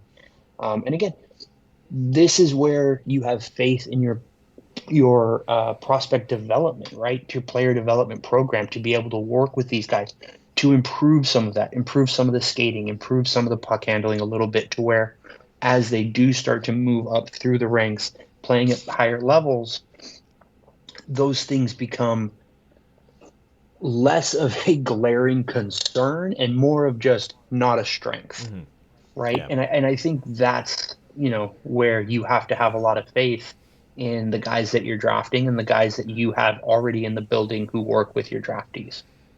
Draftees? I think that's right. I think that's the right way to say that. Anyways, who work with your prospects. You can see why he's not ranked on a lot of boards. He's very one-dimensional in that sense of you know what he is, he knows what he is, he plays into that, and that's the way it is. But there is something nice and projectable about wanting to take a guy like that and thinking you can kind of work out some of the kinks in his game and get him to a point where he can be able to play at the NHL level. Because the one thing that's never going to be issued with this guy is his size. He has got the size to play at the NHL level. It's just if the puck skills can get to that point. And I think of where you drafted him and what else is available, it's worth the gamble. If they think from what they've seen, they can work out enough of him to just be average or slightly below average even in a puck possession game at the NHL level, they have a lot of other guys in the pipeline that can take that responsibility away from him in Minchikov and Drysdale and Zellweger and Leno and even at this point in Cam Fowler, right? So he doesn't have to be that guy. And if you play him with a guy who can be that guy, he can focus on doing what he does best. And even if he becomes a kind of a fringe 6th, 7th guy at the NHL level, a guy you play on nights you need more of a physical presence, that's not a bad thing. That's a great spot for him to be in, to be that 6th or 7th defenseman who plays 40 or 50 games, and you play him in, in physical games that you need a bit more of size and physicality and toughness from the back end. And it's nice to have that option. A lot of teams love and are searching often to have that option on their back end, right? It's why the Ducks brought in Robert Hagg at this point, right? To be a physical presence from the blue line who might play 30 to 40 games. Yeah, and I think you can look at Anaheim's own history of the run that Bob Murray went on trying to find these guys, going out and bringing in Brett Festerling, bringing in Brian Allen, bringing in Clayton Stoner. Sheldon Sorey, again, had a little bit more offensive upside with that slap shot and some of that ability to generate offense and being a power play threat and things like that. But still, there was a run of them trying to find tough physical players who are going to make life hell on other guys. This next guy is, again, somebody who you sent me, I think, Mitchell Brown's kind of analytic map for them at a young age, or their whatever you call it. I don't know what the hell I'm talking about right now. But Rodman Dinusio, who out of the Windsor Spitfires, he's a Swiss kid, but both of his parents, I believe, are either Puerto Rican or Dominican. And he's got a really cool, fun story. A kid who, again, EP had ranked 90th, and Anaheim got him at 129. So they got him basically over a full round later than he was projected by, by elite prospects. Mm-hmm. And I believe that this is the kid, or was that Port, who was the screw it, pass it through the slot? No, it's this kid, I think, yeah. Yeah, you were telling me about how, he had, amongst junior players, he had some of the highest pass and fail rates of passes through the slot. He didn't really seem to care. He was just going to start moving the puck through the home plate. So yeah, what was I looking at here? slot passes per 60. Like it was, this was again by Mitch Brown from EP to track the way it's when you look at the graph, it's if it's blue all the way, dark blue to the end, he ranks in kind of the highest percentile of players who do that in that the player's tracked. If it's red all the way to the other end, he's on the lowest. Expected assists, a primary assist per 60. Best player, apparently, best defenseman, and almost among the best players that Mitch Brown has ever tracked. This is a player data set that has over 1,500 draft-eligible players in it, and it's not even close. He said the gap between him and number 2, which in this case is Ryan Merkley, is the same as the gap between number 2 and number 9. Like, it's just off the charts, the expected primary assists. This is single-season offensive results at 5-on-5, by the way. But this is CHL, USHL, multi-year, 1,500 players in this data set. It's Rodwin Dinaccio, Ryan Merkley, Sean Behrens is in there, Adam Fox is in there, Kalen Addison, Pavel Minchikov is in there a couple times, Brent Clark's in there, Ty Smith is in there, Jeremy Poirier's in there. And then of names that we can actually see of high-end names, and then it kind of gets mixed into the average in there. But the highest names listed on here, again, Ryan Merkley, Sean Behrens, Adam Fox, Kalen Addison, Pavel Minchikov's really high up there, Brent Clark's really high up in there. This guy is miles above them in terms of his expected primary assists. And again, the same thing goes with the expected slot passes per 60. The funny thing I'd mentioned to you about that is the slot passes per 60 is off the charts. The slot pass success percentage is not so much as higher. So he's throwing everything into the slot. Not everything is working out, though. But on a production level, very good season for him after he got traded out of Niagara. Niagara was an awful team. He had 7 points in 17 games this year with them. He had 31 points in 57 games the year prior to that. He goes over to Windsor, a lot better team, a lot better fit for him. Ends up having 43 points, so 11 goals and 32 assists in 33 games. Just an unbelievable kind of second half of the season for him there in Windsor. Did play at the World Junior Championships too. I didn't even know that, with Switzerland, where he had a goal in 5 games for them. So now you're all sitting here wondering, okay, well, if this guy profiles that well, why is he available to the Ducks in the 5th round? Why isn't he taken any higher? Well, playmaking is off the charts. His ability, to beat kind of defenders one-on-one. He's really shifty. He's got a high hockey IQ. He can kind of fake defenders out of position. His skating and his defense they've got major flaws. To put it nicely, there's a lot of work that needs to be done there. A lot of people have listed his skating as unstable.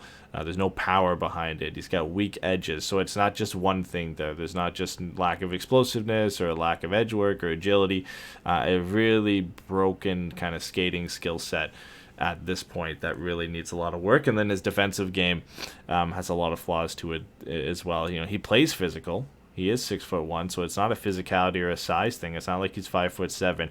It's just his ability to read opposing forwards, to kind of shut down play, use his stick effectively. There's some issues there in the way he approaches the game defensively. So the funny thing is in this long thread that Mitch has on Rodwin is that he wonders if he could be a winger at the NHL level and do the transition a la Brent Burns for a little bit. I think the reverse Brent Burns, where he goes from being a defenseman here to a winger, because all his tracking stats are great. And if you applied this to a forward, you'd be sitting here saying, wow, this guy looks amazing. But he just happens to be a defender. So I like this one. It's just kind of a weird project pick. See what you can do with this guy. See if you can iron out the defensive side of his game. And if not, play around with throwing this guy up front.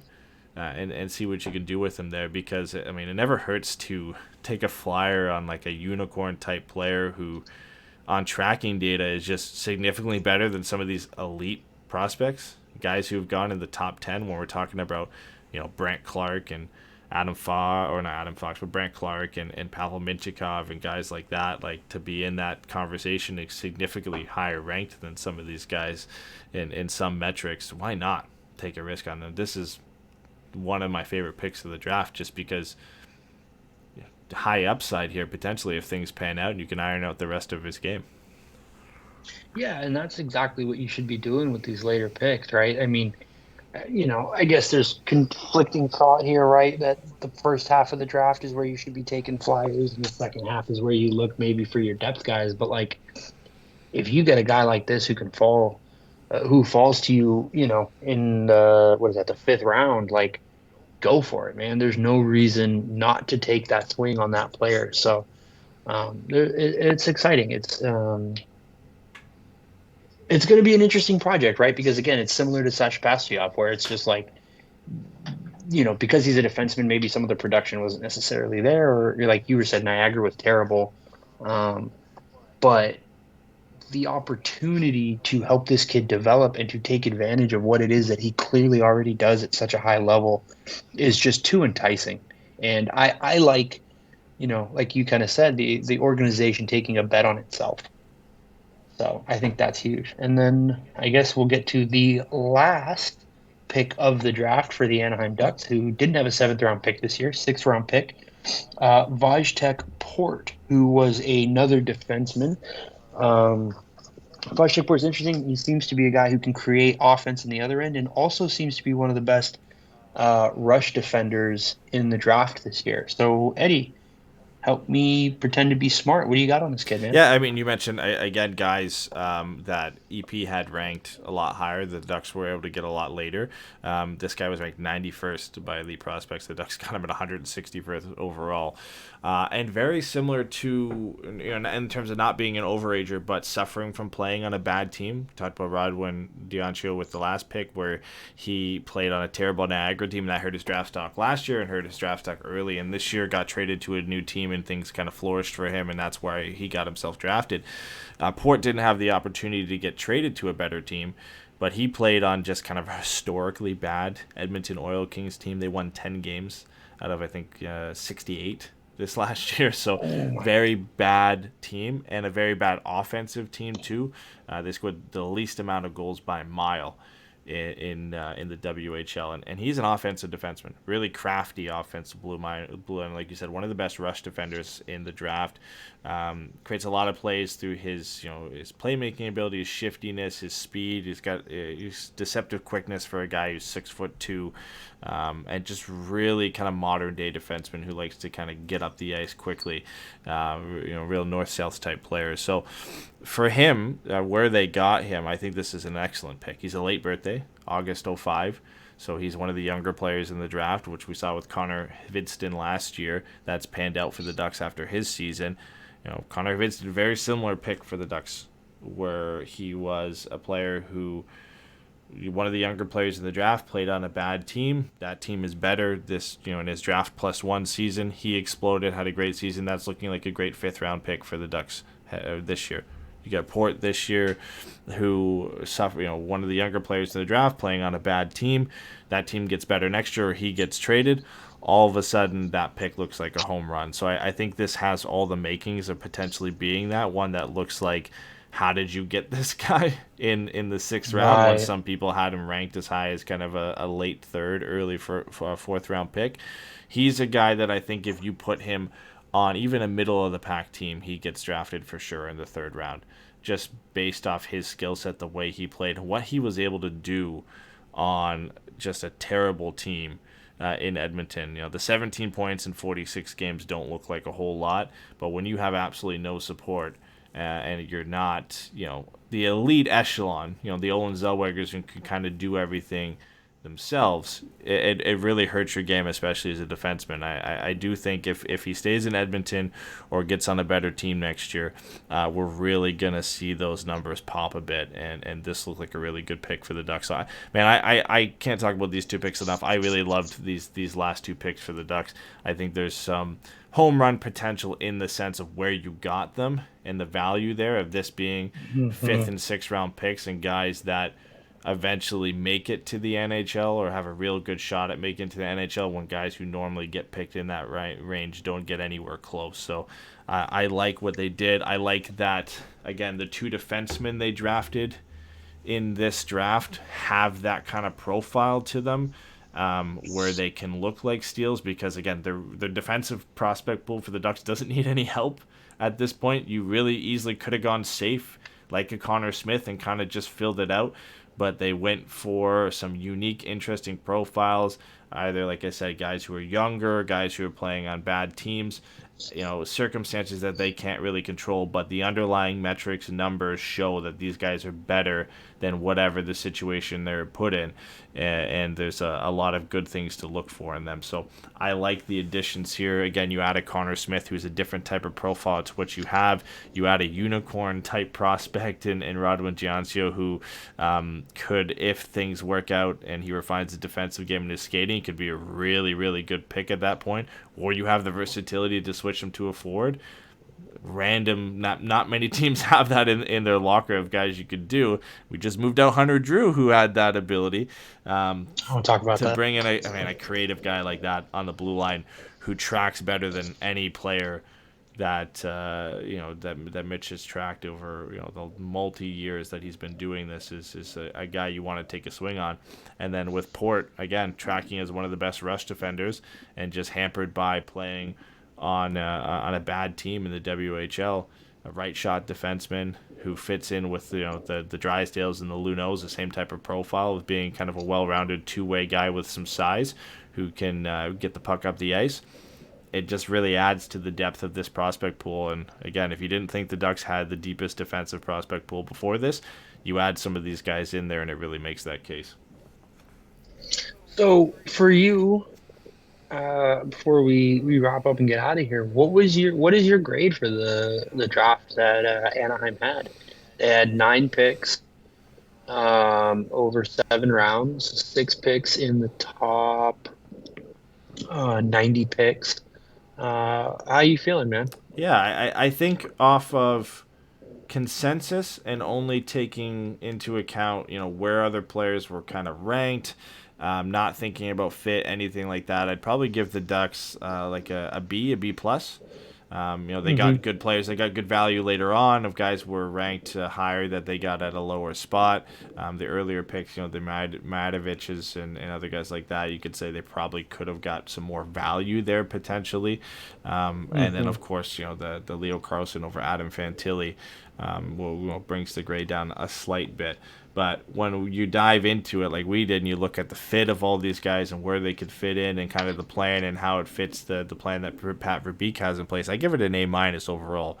When you take all those things into account, how these guys fit into the current system and the prospect pool and what the Ducks need, there's a lot of chances for these guys to pan out and really have a spot in the lineup over the next couple seasons. So that bumps it up a little bit to me for an A-. I really like everything they kind of did here, and it's never a bad draft when you can come out of it, analyze each pick, and make a case for it and understand why they took this guy where they did over other players who are ranked higher. You can see why they fit the overall goal for where this team is looking to go and the types of players they're looking to bring in. So that helps me kind of bump the grade up a little bit, and I like all these picks. I'm kind of interested to watch a few of these guys a little bit more closely next year just to see how they kind of get on, and if the Ducks really got some home runs with some of these.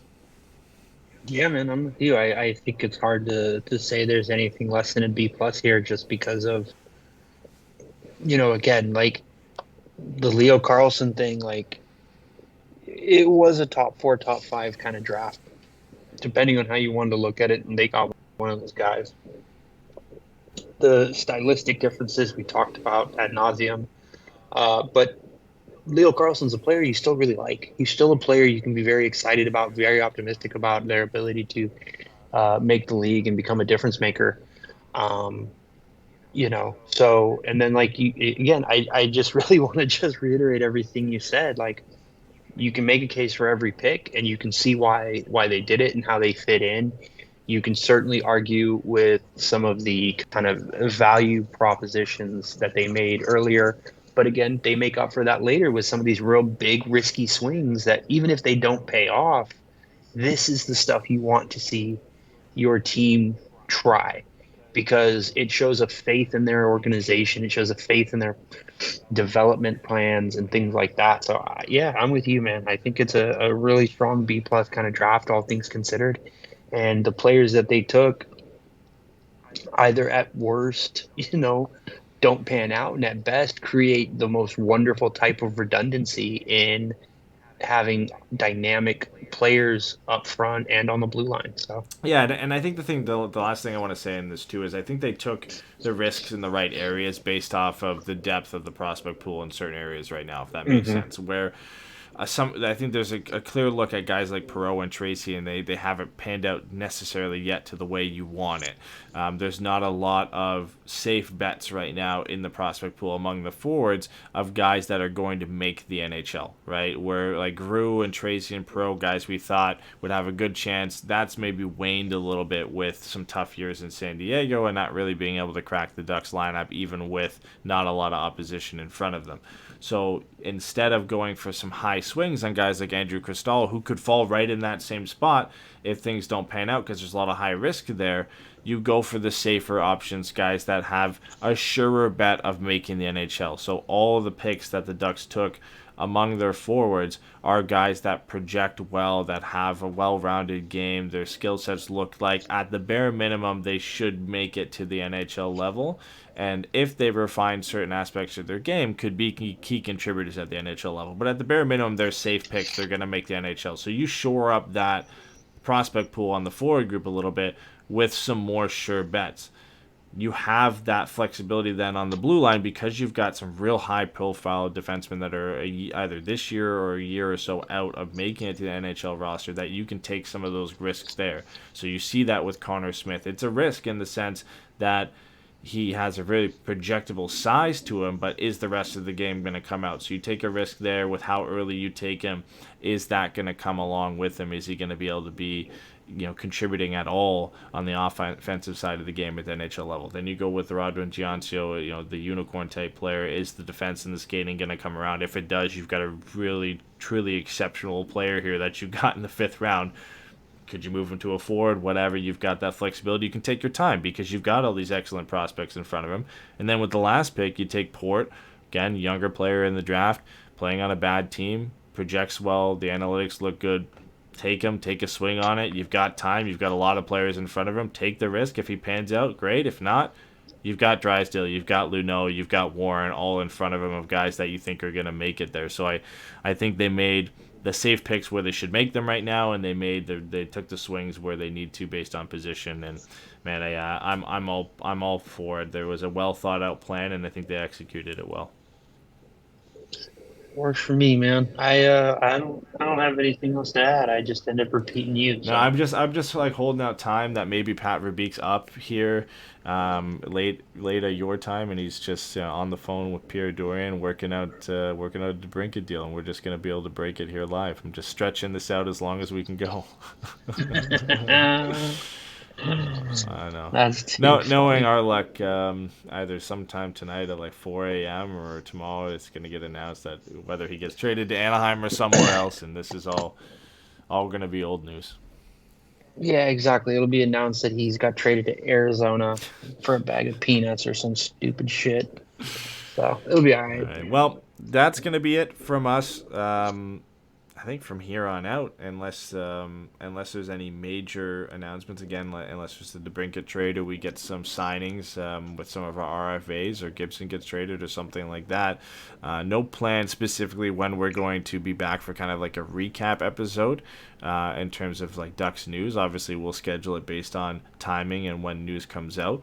But we have a bunch of other things planned that we've already mentioned and some other things we haven't mentioned before as well. A lot of interviews, a lot of fun shows we've got planned. I know we do expect to kind of cover the Greg Cronin thing a little bit more in depth whenever we can get an interview for that set up. So we've got a lot of those things in the works. So expect a lot more of that kind of in the next month or so, heading kind of deep into the off season here. And then if we have any news, if there's any trades or any signings or anything like that, expect us to come back and cover that and get in the mix on that. But yeah, I don't know. Do you got anything else to add here before the end about any upcoming plans? No, sir. No, I think, like I said, we're trying to plan some stuff out for the summer. We want to definitely make sure we repeat some of the preview structure kind of things we did last year. We had a lot of fun with that, get some guests on. I'm a little less optimistic today than I was maybe a week ago that we're going to be able to get somebody on a very specific person to talk about Greg Cronin. We're going to reach back out to them over the next week or two and see if maybe it was just a timing issue or something like that. But hopefully we can get that taken care of, because that's really a conversation I want to have. The more I learn about and hear Greg Cronin talk, the more I love him. I'm just very excited about this hire and what it could mean for the Ducks moving forward. So, all right, perfect. Well, let's hope for a Debrincat trade and some more news so we can hop back on here soon. But thanks for listening, guys. We tried our hardest to stretch it out to 3 hours. Couldn't quite do it. Coming just in under the wire this time, so you're out of luck here. But we'll be back soon. Appreciate you guys listening as always, and we'll talk to you later. Bye, everybody.